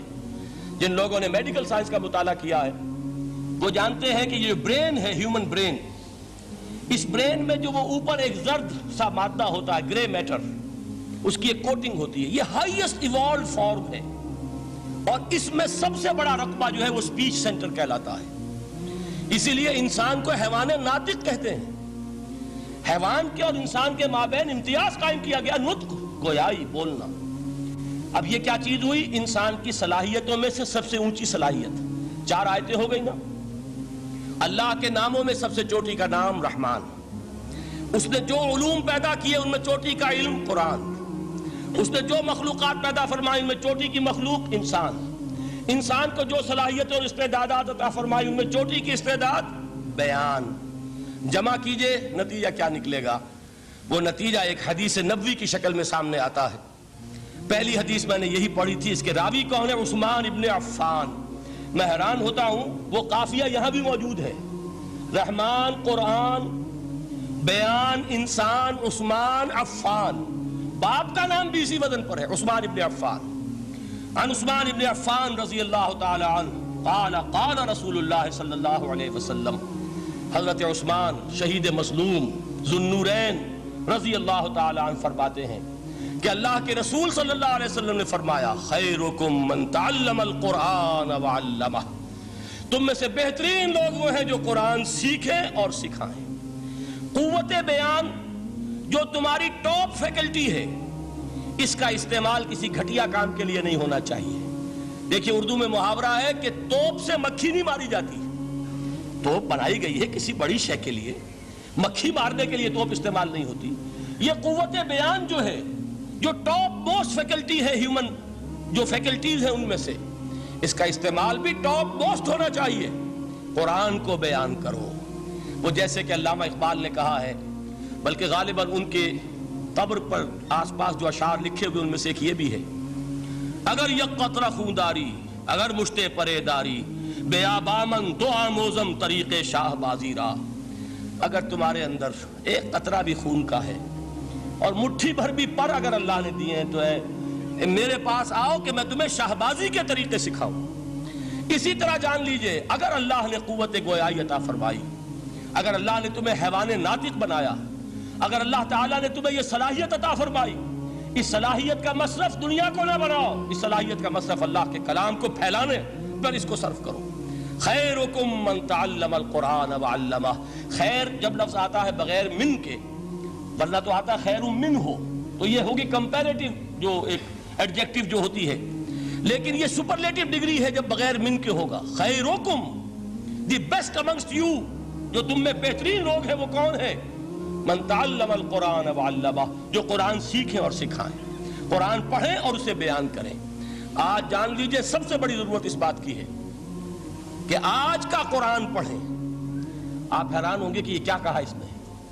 دیکھیے قرآن اترا ہے 1400 برس پہلے، لیکن تا قیام قیامت نوع انسانی کو جتنے مسائل درپیش ہوں گے ان سب کا حل اس میں ہے، البتہ کھودنا پڑے گا، گہرائی میں اترنا ہوگا۔ ایک قرآن کی سطح ہے، اس سطح نہیں، اس کی گہرائیوں کے اندر غوطہ زنی کرو۔ قرآن میں ہو غوطہ زن اے مرد مسلمان، اور آج کا قرآن یعنی آج کی ہدایت جو اللہ نے اس میں رکھی ہوئی ہے، ڈگ اٹ آؤٹ، اس کو نکالو اس کے اندر سے۔ ابھی میں حدیث جو آپ کو سناؤں گا اس میں یہ تصور آئے گا سامنے اور واضح ہو کر۔ آج کے انسان کی رہنمائی اس قرآن سے اخذ کر کے انسان تک پہنچاؤ، یہ ہے فریضہ محمد الرسول اللہ کی امت کا صلی اللہ علیہ وسلم۔ آپ نے وہ حدیث سنی تھی کہ بلغوا عنی ولو آیۃ۔ حضور نے خطبہ حجۃ الوداع میں پہلے تو گواہی لی مسلمانوں سے، 1.25 لاکھ کا مجمع جمع تھا، حجۃ الوداع آخری حج۔ آپ نے اپنے خطبے میں جس کے چند جملے میں سنا چکا ہوں آپ کو ایچ جی ویلز کے حوالے سے، اپنی تعلیمات کے اہم نکات کو بار بار دہرا کر بیان کیا، ہیمر کیا، اچھی طرح ذہنوں میں اتارا۔ اس کے بعد ایک سوال کیا، الا هل بلغت، لوگوں میں نے پہنچا دیا کہ نہیں؟ اور پورے مجمع نے کہا انا نشہد انک قد بلغت، بلکہ ایک روایت میں الفاظ بڑے پیارے آئے ہیں، انا نشہد انک قد بلغت الرسالۃ وادیت الامانۃ ونصحت الامۃ وکشفت الغمۃ۔ ہاں حضور ہم گواہ ہیں، آپ نے امانت ادا کرنے کا حق ادا کر دیا، رسالت کے فرائض کا حق ادا کر دیا، امت کی خیر خواہی کا حق ادا کر دیا، اور آپ نے گمراہی کے پردوں کو چاک کر دیا، اندھیروں کو چاک کر دیا۔ 3 مرتبہ حضور نے سوال کیا، 3 مرتبہ جواب لیا، پھر آپ نے نگاہ آسمان کی طرف اٹھائی، انگشت شہادت سے 3 مرتبہ اشارہ کیا، اللہم اشہد، اللہم اشہد، اللہم اشہد، اے اللہ تو بھی گواہ رہے، یہ مان رہے ہیں کہ میں نے یہ قرآن ان تک پہنچا دیا۔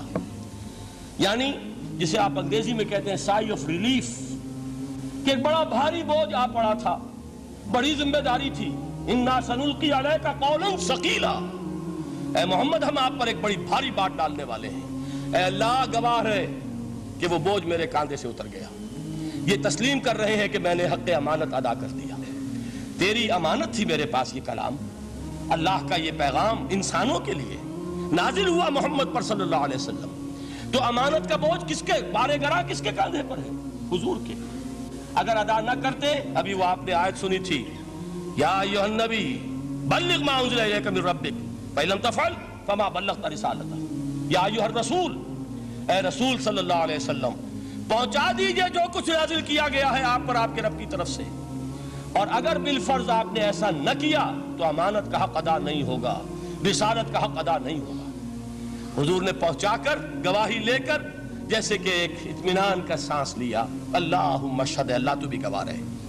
اس کے بعد آپ نے فرمایا تھا وہ چھوٹا سا جملہ جو آپ میں سے ہر شخص بآسانی یاد کر کے اٹھ سکتا ہے، فَلْيُبَلِّغِ الشَّاهِدُ الْغَائِبَ، اب پہنچائیں وہ جو یہاں ہیں ان کو جو یہاں نہیں ہیں، اس لیے کہ میری رسالت پوری نوع انسانی کے لیے ہے۔ وقت فرصت ہے کہاں، کام ابھی باقی ہے، نور توحید کا اتمام ابھی باقی ہے، ابھی تو ہند تک یہ پیغام جانا ہے، چینیوں تک جانا ہے، ابھی یورپ میں اس پیغام کو پہنچنا ہے، دی اذانیں کبھی یورپ کے کلیساؤں میں، کبھی افریقہ کے تپتے ہوئے صحراؤں میں، یہ کون کرے گا؟ اے امت محمد، یہ ذمہ داری اب تمہاری ہے صلی اللہ علیہ وسلم۔ اسی کو آپ نے مزید تاکیداً فرمایا، بلغوا انی ولو آیۃ، میرا کوئی امتی بھی اس سے بالکل فارغ نہ رہ جائے، بالکل محروم نہ رہے، ایک آیت بھی پہنچا سکتا ہو تو پہنچائے۔ یہ ہے وہ ذمہ داری کہ جو اس حدیث کی روح سے خیرکم من تعلم القرآن وعلمہ، ایک ہوتا ہے ذمہ داری کو ایک بوجھ کی حیثیت سے، ایک فرض کی حیثیت سے بیان کرنا، یہاں ہے تشویق اور ترغیب کا انداز۔ کون نہیں چاہتا کہ میں بہتر سے بہتر کیریئر اختیار کروں؟ کون نہیں چاہتا کہ میری زندگی اعلیٰ سے اعلیٰ ہو؟ کون نہیں چاہتا کہ میرا وقت جو ہے اس کی بڑی سے بڑی قیمت مجھے ملے؟ کاش کہ ہمیں معلوم ہوتا کہ قرآن کا سیکھنا اور سکھانا کتنا اعلیٰ کیریئر ہے۔ کاش کہ ہمیں معلوم ہوتا کہ قرآن کی تبلیغ اور دعوت، اس میں جو لمحہ گزر رہا ہے وہ کتنا قیمتی ہو گیا ہے، اس کا کتنا بڑا جو ثواب اللہ کے ہاں ملنا ہے۔ تو خیرکم من تعلم القرآن وعلمہ، تم میں سے بہترین لوگ وہ ہیں جو قرآن سیکھیں اور سکھائیں۔ دوسری حدیث حضرت عمر سے مروی ہے رضی اللہ تعالیٰ عنہ۔ یہ پہلی روایت متفق علیہ تھی، بخاری اور مسلم دونوں میں موجود ہے۔ دوسری روایت صحیح مسلم کی ہے۔ حضرت عمر فرماتے ہیں، قال قال رسول اللہ صلی اللہ علیہ وسلم، ان اللہ یرفع بہذا الکتاب اقواما ویضع بہ آخرین، اللہ اب اس کتاب کے ذریعے قوموں کو اٹھائے گا اور اسی کو ترک کرنے کے باعث رسوا کر دے گا۔ یہ ہے اب ابد الآباد تک کے لیے، خاص طور پر مسلمانوں کے لیے اللہ تعالیٰ کا یہ قانون۔ اس کتاب کو لے کر اٹھیں گے سربلند ہوں گے، اس کتاب کو پیٹھ دکھائیں گے ذلیل کر دیے جائیں۔ یہ گویا کہ اب امت مسلمہ کی قسمت جو ہے وہ تلے گی اس کتاب کی میزان میں، اسی میں طے ہوگا کہ ان کے لیے عروج ہو یا زوال ہو۔ اسی کو وہ جواب شکوہ میں علامہ اقبال نے سادہ ترین الفاظ میں کہا تھا، وہ زمانے میں معزز تھے مسلمان ہو کر اور تم خار ہوئے تاریک قرآن ہو کر۔ فارسی میں اسی کو مفہوم کو جو ادا کیا ہے جس خوبصورتی سے، اس کا تو جواب نہیں ہے کہ اے مسلمان، خار از مہجوری قرآن شدی، تم جو ذلیل و خار ہو گئے ہو دنیا میں۔ ایک سوال شاعر نے کبھی کیا تھا نا، بڑا پیارا سوال تھا، ہے آج کیوں ذلیل کہ کل تک نہ تھی پسند گستاخی فرشتہ ہماری جناب میں۔ بڑا پیارا سوال ہے، جواب علامہ اقبال دے رہے ہیں، خار از مہجوری قرآن شدی، قرآن سے لا تعلق ہونے کی بنیاد پر تم ذلیل و رسوا ہوئے ہو۔ شکوہ سنجے گردش دوراں شدی، گردش دوراں اور گردش فلک اور فلک ناہنجار اور فلک کج رفتار، اس کو خامخواہ گالیاں دے رہے ہو، اس کا خامخواہ شکوہ کر رہے ہو، شکایت کر رہے ہو، یہ تو اے باد صبائی ہما آوردہ دست، یہ تمہارے اپنے کرتوتوں کی صدا ہے جو تمہیں مل رہی ہے۔ تم نے قرآن کو پیٹھ دکھائی، تم ذلیل و رسوا کر دیے۔ خار از مہجوری قرآن شدی، شکوہ سنجے گردش دوراں شدی، اے جو شبنم بر زمیں افتندئی، در بغل داری کتاب زندئی، اے وہ قوم جو شبنم کی طرح زمین پر پڑی ہے، اغیار اسے پاؤں تلے روند رہے ہیں، جیسے آپ صبح کو سیر کرنے نکلتے ہیں، سبزے پر پڑی ہوئی شبنم اسے آپ روندتے ہیں اپنے قدموں تلے۔ اے امت محمد، آج تو دنیا کی قوموں کے سامنے اسی طرح پابال ہے، سرنگوں ہے، لیکن ہوش میں آ کہ تیری بغل میں وہ کتاب زندہ موجود ہے، وہ کتاب زندہ جس نے کہ دنیا میں یہی جزیرہ نما عرب، وحشی لوگوں کا مسکن، نہ یہاں علم، نہ یہاں تمدن، نہ یہاں تہذیب، نہ یہاں تنظیم، کوئی ڈسپلن نہیں، کوئی حکومت نہیں، کوئی تہذیب نہیں، کچھ نہیں، تاریکیاں ہی تاریکیاں۔ یہی کتاب تھی جس نے اسے منور کیا، یہی کتاب تھی جس نے دنیا کا امام بنایا، یہی کتاب تھی جس نے دنیا کا معلم بنایا، یہ کتاب تھی جس نے نئے نئے علوم ایجاد کرنے سکھائے، یہ کتاب تھی جس کی بدولت یہی عرب تھے جنہوں نے یونان کے فلسفے اور سائنس کو جو مر چکے تھے انہیں زندہ کیا، ان میں نئی چیزوں کا اضافہ کیا اور اسپین کی یونیورسٹیوں کے ذریعے سے یورپ تک دوبارہ پہنچا دیا۔ یہ وہ کتاب ہے، در بغل داری کتاب زندگی۔ اقبال نے کیسے کیسے شکوے کہے ہیں، اسی قرآن میں ہے اب تر کے جہاں کی تعلیم، جس نے مومن کو بنایا مہو پرویں کا امیر۔ اس قرآن کو لے کر مسلمان نکلا ہے، ایک ہاتھ میں قرآن، ایک میں تلوار۔ برا نہ مانیے، قرآن تلوار کا نام بھی آپ اپولوجیٹک انداز میں نہ لیا کریں، انقلاب کی تکمیل تلوار سے ہوتی ہے۔ انقلاب کی تمہید کسی کتاب سے ہوتی ہے، اچھی طرح جان لیجیے۔ کبھی انقلاب صرف کتاب سے نہیں آیا، کتاب سے ذہن بدلتے ہیں، کتاب سے فکر بدلتی ہے، کتاب سے سوچ بدلتی ہے، کتاب سے ایک جماعت تیار ہوتی ہے، ایک قوت تیار ہوتی ہے۔ وہ 313 جو میدان بدر میں تھے وہ قرآن کا اعجاز کا ظہور تھے، لیکن ان کے ہاتھوں میں تلوار آئی ہے۔ ہم اسے ڈینائی نہیں کریں گے کہ در حقیقت انقلاب محمدی کی تکمیل میں یقیناً تلوار کا حصہ، لیکن یہ تلوار ہاتھ میں لینے والے آتے کہاں سے اگر قرآن کے ذریعے سے محمد الرسول اللہ نے وہ جماعت تیار نہ کی ہوتی؟ وہ کام کیا ہے، یتلو علیہم آیاتہ ویزکیہم ویعلمہم الکتاب والحکمہ، وہ سارا عمل قرآن کے گرد گھوم رہا جس سے وہ جماعت تیار ہوئی۔ اور پھر اقبال نے اس کو بھی 2 جملوں کے اندر ادا کر دیا، ایک شعر کے 2 مصرے، با نشہ درویشی در ساز و دمادم زن، جو پختہ شوی خدرا بر سلطنت جم زن۔ پہلے ہے وہ نشہ درویشی، وہ فقر، وہ صحابہ کرام کے وہ راتوں کو اللہ کے سامنے کھڑے رہنا، وہ تزکیہ نفس، وہ موعظہ قرآنی، وہ تزکیہ جو قرآن کے ذریعے سے ہو رہا تھا 13 برس تک ہوا۔ اب جب ایک جماعت تیار ہو گئی، ایک قوت وجود میں آئی، تو اب اس قوت کو محمد رسول اللہ نے باطل کے نظام پر دے مارا، ٹکرایا۔ بانشہ درویشی در ساز و دمادم زن، چوں پختہ شوی خدرا بر سلطنت جم زن۔ تبھی وہ انقلاب آیا، جاء الحق وزہق الباطل ان الباطل کان زہوقا۔ تو اللہ تعالیٰ اس کتاب کو اب میزان بنا چکے ہیں۔ وبالحق انزلناہ وبالحق نزل، یہ قرآن حق کے ساتھ نازل ہوا ہے، فیصلہ کن کتاب ہے۔ انہ لقول فصل وما هو بالحزل، یہ قول فصل ہے، حزل نہیں ہے، کسی شاعر کی شاعری نہیں ہے کہ آپ نے تحسین کی تو کیا اور نہ کی تو کیا۔ یہ کتاب وہ ہے کہ اگر مانو گے تو مہو پرویں کا امیر بنو گے، اور اگر اس کو پیٹھ دکھائے رکھو گے جیسے دکھائی تم نے تو ذلیل کر دیے جاؤ گے، رسوا کر دیے جاؤ گے، جیسے کہ آج کم سے کم 300 برس سے پوری دنیا میں مسلمان ذلیل اور خوار ہیں۔ خار از محجوری قرآن شدی، شکوہ سنجے گردش دوران شدی، اے چو شبنم بر زمین افتندئی در بغل داری کتاب زندئی، ان اللہ یرفع بہذا الکتاب اقواما ویضع بہ آخرین۔ رواہ مسلم، آخری حدیث جس پر کہ میں اپنی گفتگو ختم کر دوں گا، یہ حضرت علی سے ہے رضی اللہ تعالی عنہ۔ دیکھیے، ایک حدیث حضرت عثمان سے، ایک حضرت عمر سے، ایک حضرت علی سے۔ یہ سب کون ہیں؟ یہ سب ہمارے ہیں۔ یہ محمد الرسول اللہ صلی اللہ علیہ وسلم کی تربیت کا شاہکار۔ حضرت ابو بکر رضی اللہ تعالیٰ عنہ سے بھی ایک حدیث مروی ہے، لیکن اس کا متن مجھے یاد نہیں تھا۔ مفہوم اس کا یہ ہے کہ جس شخص کو اللہ نے قرآن جیسی دولت دی ہو اور پھر بھی کبھی اس کے دل میں یہ خیال آئے کہ اللہ نے اپنے کسی اور بندے کو کوئی زیادہ بڑی نعمت دی ہے، اس نے قرآن کی ناقدری کی۔ کسی ملینئر کو دیکھ کر اور بلینئر کو دیکھ کر، کسی کا بہت بڑا محل دیکھ کر اگر تمہارے دل میں یہ خیال آیا کہ یہ دولت بڑی ہے اس دولت سے جو تمہارے پاس ہے قرآن کی، تو تم قرآن کی قدر و قیمت سے واقف نہیں۔ تمہیں معلوم کیا کہ یہ کتنی بڑی دولت ہے؟ یہ در حقیقت شرح ہے انہی الفاظ قرآنی کی کہ فَبِذَلِكَ فَلْيَفْرَحُوا هُوَ خَيْرٌ مِّمَّا يَجْمَعُونَ۔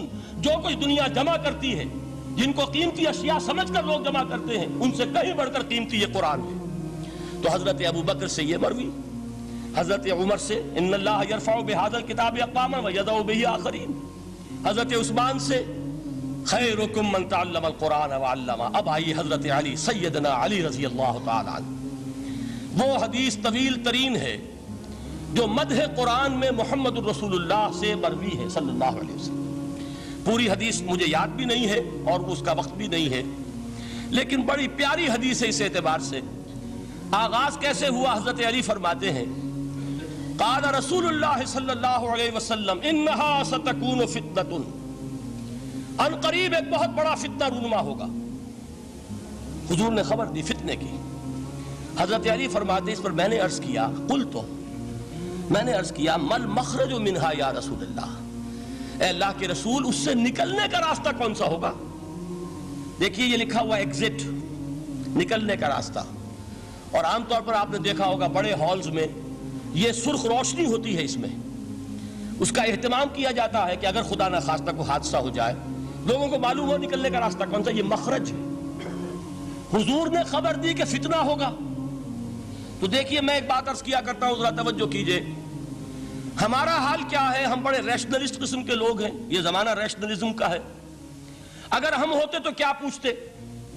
وہ فتنہ کیا ہوگا، کیوں ہوگا، کہاں سے آئے گا؟ ہمارے سوال یہ ہوتے، کب آئے گا، کیوں، کہاں، کب، کیسے. ان سب کی حیثیت علمی سوالات کی ہے. بھائی کب آئے گا ایک علم ہے، کیسے آئے گا علم ہے، کہاں سے آئے گا علم ہے. لیکن اصل جو عملی اعتبار سے اہمیت والی شے ہے، بچاؤ کا راستہ کون سا ہوگا محمد الرسول اللہ، یہ بتائیے ہمیں. مل مخرج منہا یا رسول اللہ. حضرت علی نے یہ نہیں پوچھا فتنہ کیا ہوگا، کہاں سے آئے گا حضور، کیوں آ جائے گا، کب آ جائے گا. نہیں، مل مخرج منہا یا رسول اللہ. اے اللہ کے رسول یہ بتائیے کہ جب وہ فتنہ رونما ہوگا تو نکلنے کا راستہ کون سا ہوگا. اس کا جواب ہے، ارشاد فرمایا محمد الرسول اللہ نے، کتاب اللہ، اللہ کی کتاب ہے وہ مخرج. یہ کتاب ہے کہ جس کو تھامو گے تو فتنوں سے محفوظ رہو گے. اس کے بعد آپ فرماتے ہیں فیہ نبأ ما قبلکم وخبر ما بعدکم وحکم ما بینکم. اس میں تم سے پہلوں کی بھی خبریں موجود ہیں، عاد اور سمود اور قوم نوح اور قوم ہود اور قوم لوط اور قوم صالح اور آل فرعون. یہ کون ہے؟ من قبلکم، تم سے پہلے. وفیہ خبر ما بعدکم، جو کچھ تمہارے بعد ہونے والا ہے اس کی خبریں بھی موجود ہیں. لیکن وہ کیسے ہوں گی؟ وہ بٹوین دی لائنز ہوں گی، وہ بین السطور ہوں گی. ان کے لیے انسان کو، آپ کو معلوم ہے ایک عبارت میں سطور ہوتی ہے اور ایک درمیان میں ہوتا ہے، ان کے کچھ لکھا ہوا نہیں ہوتا. You have to read between the lines. قرآن میں بعد میں آنے والے حالات بھی درج ہیں، لیکن اس طرح نہیں جیسے کہ پچھلے حالات درج ہیں. اس کے لیے ذرا ان ڈیپتھ پونڈرنگ اوور، غور و فکر اور تدبر کی ضرورت ہوگی. وَحُكْمُ مَا بَيْنَكُمْ، اور جتنے اختلافات تمہارے اندر پیدا ہوں گے تا قیام قیامت، ان سب کا فیصلہ بھی اس کتاب میں موجود ہے. وَهُوَ حَبْلُ اللَّهِ الْمَتِينُ وَهُوَ الذِّكْرُ الْحَكِيمُ. یہی تو ہے وَهُوَ الصِّرَاطُ الْمُسْتَقِيمُ. سیدھا راستہ اور کون سا؟ یہ قرآن تو ہے. ہر رکعت میں کہتے ہو اهْدِنَا الصِّرَاطَ الْمُسْتَقِيمُ، اور قرآن دیا ہوا ہے اس پر غور نہیں کرتے. عجیب تماشا ہے ہمارا. نماز کی ہر رکعت میں اهْدِنَا الصِّرَاطَ الْمُسْتَقِيمُ، اور حضور فرمایا وَهُوَ الصِّرَاطُ الْمُسْتَقِيمُ. صراط مستقیم یہ قرآن ہی تو ہے. الذکر الحکیم یہ قرآن ہی تو ہے. وَهُوَ حَبْلُ اللَّهِ الْمَتِينُ، اور یہی ہے اللہ کی مضبوط رسی. آپ نے قاری صاحب سے وہ آیات سنی سورہ آل عمران کی، وَاعْتَصِمُوا بِحَبْلِ اللَّهِ جَمِيعًا وَلَا تَفَرَّقُوا. اللہ کی رسی کو مضبوطی سے مل جل کر تھامو اور تفرقے میں مبتلا نہ ہو. تفرقہ ہوگا تو کیا ہوگا؟ تمہاری ہوا اکھڑ جائے گی. آج آپ کو معلوم ہے دول عرب اگر یہ یکجا ہو جائیں، ایک دن کے لیے اسرائیل قائم نہیں رہ سکتا. امریکہ نہیں، امریکہ کا باپ اسے قائم نہیں رکھ سکتا. اگر امت عرب ہی جمع ہو جائے، عالم اسلام تو بڑی شے ہے. جو وسائل ان کے پاس ہیں، جو اللہ تعالیٰ نے ان کو نعمتیں عطا فرمائی ہیں، لیکن افتراق، انتشار، اختلاف، جتھے بندی، گروہ بندی، دھڑے بندی، اس نے اسرائیل کا خنجر ان کے سینے میں پیوست کیا ہوا. اس لیے کہ فَتَذْهَبَ رِيحُكُمْ، اگر تم اختلاف کرو گے تو تمہاری ہوا اکھڑ جائے گی. آج وہ ہوا اکھڑ چکی ہے. تو فرمایا وَاعْتَصِمُوا بِحَبْلِ اللَّهِ جَمِيعًا وَلَا تَفَرَّقُوا. اللہ کی رسی کو مضبوطی کے ساتھ مل جل کر تھامو اور تفرقے میں مت پڑو. حضور فرما رہے ہیں وہ اللہ کی رسی کون سی؟ ہوا حبل اللہ المتین. یہی قرآن ہے اللہ کی مضبوط رسی. علامہ اقبال نے کیا خوب کہا ہے. علامہ اقبال نے قرآن اور حدیث کے حقائق کو جس طریقے سے اشعار کا جامع پہنایا ہے، وہ تو خود کہتے ہیں گوہر دریائے قرآن سفتام. میں نے قرآن مجید کے دریا سے موتی نکال کر اپنے اشعار کے اندر میں نے چن دیے ہیں. میرا کام اور کچھ نہیں ہے. موتی کوئی بھی غواص پیدا نہیں کرتا، دریا کی گہرائی سے نکال لاتا ہے. یہ میری حکمت نہیں ہے جو میرے اشعار میں ہے، یہ میں نے قرآن مجید کے دریا میں غوطہ زنی کر کے اس سے یہ موتی نکالے. گوہر دریائے قرآن سفتام. اب دیکھیے اسی حدیث کے اس ٹکڑے کو کیسے شعر میں لائے ہیں. از یک آئینی مسلمان زندہ است، پیکرے ملت سے قرآن زندہ ہست. مسلمان کی زندگی تو ایک آئین کے بدولت ہے. یہ آئین قرآن جو کہا تھا کبھی قائد اعظم مرحوم نے، جب پوچھا گیا تھا کہ آپ کے پاکستان کا دستور کیا ہوگا، کیا فرمایا تھا؟ یاد کیجئے کہ ہمیں کسی نئے دستور کی ضرورت نہیں، ہمارا دستور 1400 برس پہلے طے ہو چکا ہے. یہ ہماری بدقسمتی ہے. جو کچھ کہا تھا قائد اعظم نے کہ God has given us a golden opportunity to prove our worth as architects of a new state, and let it not be said that we didn't prove equal to the task. میں معذرت کے ساتھ عرض کروں گا حضرت کہ واقعہ یہ ہے کہ ہم اس کے equal to the task ثابت نہیں ہوئے. قائد اعظم کا دیا ہوا پاکستان آج دنیا میں موجود نہیں ہے. اس کا ایک حصہ اپنے نام سے دستبردار ہو کر بنگلہ دیش بن چکا ہے. اس نے اپنی تاریخ کو خیر بات کہہ دیا ہے. حالانکہ مسلم لیگ کی جنم بھومی ڈھاکہ ہے. 1906 میں ڈھاکہ میں مسلم لیگ نے جنم لیا تھا. اور اگر وہ صرف ہم سے علیحدہ ہوتا یا گہرا صدمہ ہوتا، لیکن یہ کہ اس نے جب نام بدلا ہے، در حقیقت اس نے اپنے تاریخ سے، اپنے پس منظر سے استعفیٰ دیا ہے. یہ ہمارا دوہرا ہمارے لیے صدمے کی بات ہے. کیا 2 یمن موجود نہیں ہیں؟ ان میں سے کوئی ایک بھی اپنا نام چھوڑنے کو تیار ہوگا؟ کیا 2 جرمنی دنیا میں موجود نہیں ہیں؟ کوئی ایک بھی ان میں سے اپنا نام چھوڑے گا؟ کیا 2 کوریا نہیں ہیں؟ 2 ویتنام نہیں ہیں؟ تو کیا 2 پاکستان نہیں ہو سکتے تھے؟ ہو سکتے تھے. میں یہ کہا کرتا ہوں کہ یہ گہرا صدمہ ہے علیحدگی، اور دوہرا صدمہ ہے، اور اس سے کہیں زیادہ بڑا کہ انہوں نے اپنا نام بدل لیا، اپنی آئیڈینٹی چینج کر دی. انہوں نے وہ نام اپنے ماتھے سے اتار کر خلیج بنگال کے اندر ڈبو دیا. یہ بہت بڑی سزا ہے جو ہمیں ملی ہے. کیوں ملی ہے؟ کہ ہم نے 25 برس تک اس جس کو کہا تھا کہ وہ ہمارا آئین ہے، اس کو آئین نہیں بنایا. ہم نے دنیا کے سامنے جھولیاں پساری، ہم نے طرح طرح کے نظاموں کو آزمایا، لیکن اس قرآن کی طرف پیش قدمی نہیں کی. اللہ تعالیٰ ڈھیل دیتا ہے لیکن سزا بھی بہت سخت ہوتی ہے. ان بطش ربک لشدید، وہ ہم پر کوڑا برسا ہے. تاریخ انسانی کی عظیم ترین شکستوں میں سے ایک شکست ہے کہ جو ہمارے ماتھے پر کلنک کے ٹیکے کی طرح موجود ہے. اللہ کرے کہ آئندہ یہ تاریخ اپنے آپ کو نہ دہرائے. لیکن میں عرض کر دیتا ہوں آپ سے، جو ہمارے لچھن ہیں، جو ہمارا طرز عمل ہے، جو ہمارے لیل و نہار ہیں، جو ہمارا انداز ہے، اللہ کے دین کا استہزاء اور تمسخر، جس طرح اللہ کے ساتھ مذاق ہم کر رہے ہیں، اس کا شاید اس سے بھی کہیں زیادہ برا نتیجہ نکلے. اللہ مجھے اور آپ کو اور ارض مقدس پاکستان کو اس انجام سے بچائے. لیکن اس کے لیے کام کرنا ہوگا. صرف کہنے سے بات نہیں بنے گی، کمر کسنی ہوگی. ہمت جو ہے پھر انسان کو اثر نو، ایک نئی تعمیر، ایک عزم، ایک ہاتھ میں قرآن اور ایک میں تلوار لے کر یہ امت پھر دوبارہ میدان میں آئے. بہرحال عرض یہ کرنا تھا. اقبال کہتا ہے از یک آئینی مسلمان زندہ است، پے کرے ملت سے قرآن زندہ ہست. ماں ہما خاک و دل آگاہ اوست، اعتصامش کن کہ حبل اللہ اوست. تامو اس کو مضبوطی کے ساتھ، حبل اللہ یہی قرآن. یہ یک آئینی اور پیکر قرآن کی زندگی، پیکر ملت کی زندگی جو ہے اس قرآن کی بدولت ہے. تو حضور نے کیا فرمایا؟ فتنے سے بچنے کا راستہ کون سا ہے؟ کتاب اللہ فیہ نبأ ما قبلکم وخبر ما بعدکم وحکم ما بینکم وہو الصراط المستقیم وہو حبل اللہ المتین وہو الذکر الحکیم. ایک 3 جملے اور سن لیجئے. هو الذی لا یشبع منہ العلماء ولا یخلق عن کثرت الرد. یہ قرآن وہ شے ہے جس سے اہل علم کبھی سیر نہ ہو سکیں گے. ولا تنقضی عجائبہ، اس کے عجائب کبھی ختم نہیں ہوں گے. یہ ہیروں کی وہ کان نہیں ہے کہ جو کبھی خالی ہو جائے کہ سارے ہیرے نکل چکے اب مزید ہیرے نہیں ہیں. نہیں، علم اور حکمت کے ہیرے اور ہدایت اور حکمت کے موتی اس میں سے ابد الآباد تک نکلتے رہیں گے. ضرورت صرف کھودنے کی ہے. میں نے وہ لفظ استعمال کیا تھا. آج کا قرآن کھودنا ہوگا. آج کی ہدایت اس قرآن سے نکالنی ہوگی. قرآن جب نازل ہوا آن دی سرفیس، بالکل ظاہر وہ تھی اس کی ہدایت جو اس دور کے لیے ضروری تھی. ہمیشہ کی ہدایت اس کے اندر رکھ دی گئی ہے، اس میں مضمر ہے، اس میں چھپی ہوئی ہے. اس کے لیے تدبر کی ضرورت ہے.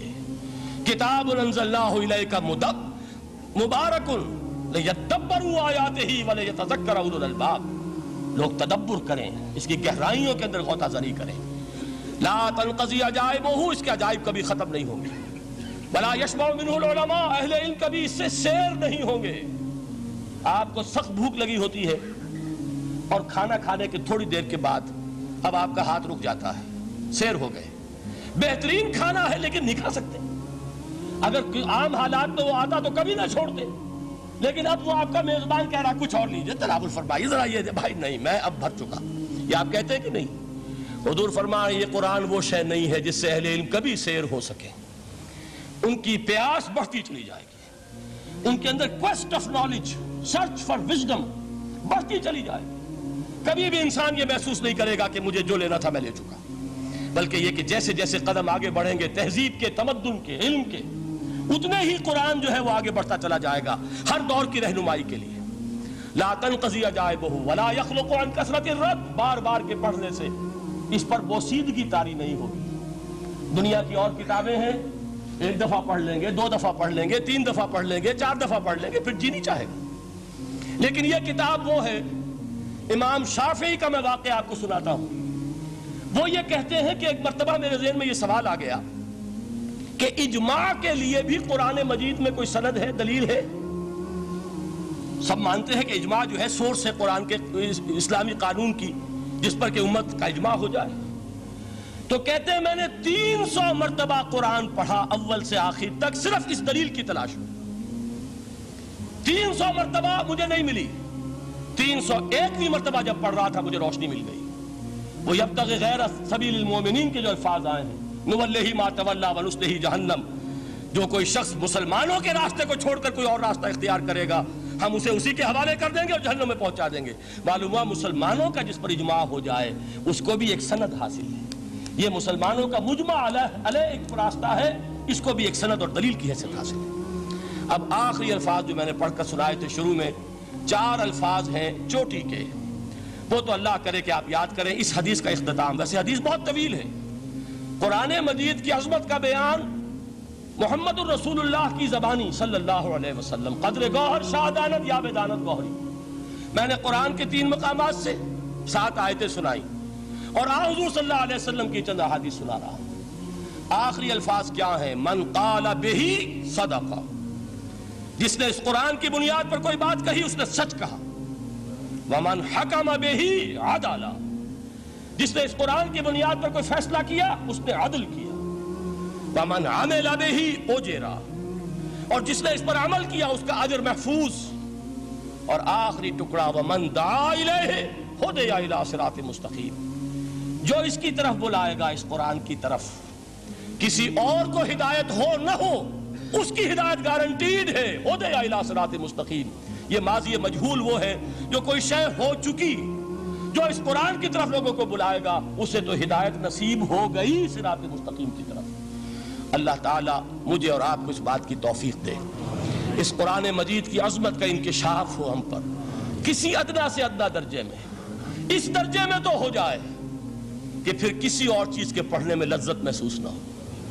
اگر یہ بھی نہیں ہے، اگر ڈائجسٹ پڑھنے میں زیادہ دلچسپی ہے اور شکاریات پڑھنے میں زیادہ دل لگتا ہے، اور اگر بھوت پریت کی کہانیاں، یہ بھی عجیب ہے انسان کا معاملہ، اچھے اچھے عقلاء اور اچھے اچھے بالغ لوگ وہ بھی اس قسم کی اوکلٹ چیزیں پڑھتے ہیں، تو معلوم ہوا کہ قرآن مجید سے شناسہ نہیں، قرآن سے تعارف نہیں ہوا، اس کے جمال و جلال سے کوئی حصہ نہیں ملا۔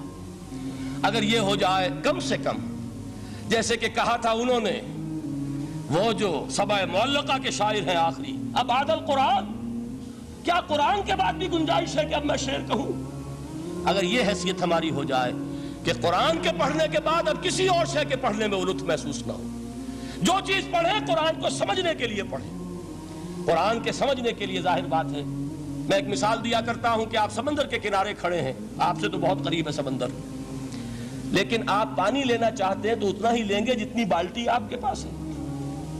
سمندر میں پانی کی کمی نہیں ہے، لیکن آپ کی بالٹی، پھول کھلے ہیں گلشن گلشن، لیکن اپنا اپنا دامن، گلشن میں پھول کی کمی نہیں ہے، میری جھولی چھوٹی ہے، کیا کروں؟ تو اگر آپ کا ظرف ذہنی چھوٹا ہے تو قرآن سے کتنا کچھ اس میں اڈھیل لیں گے۔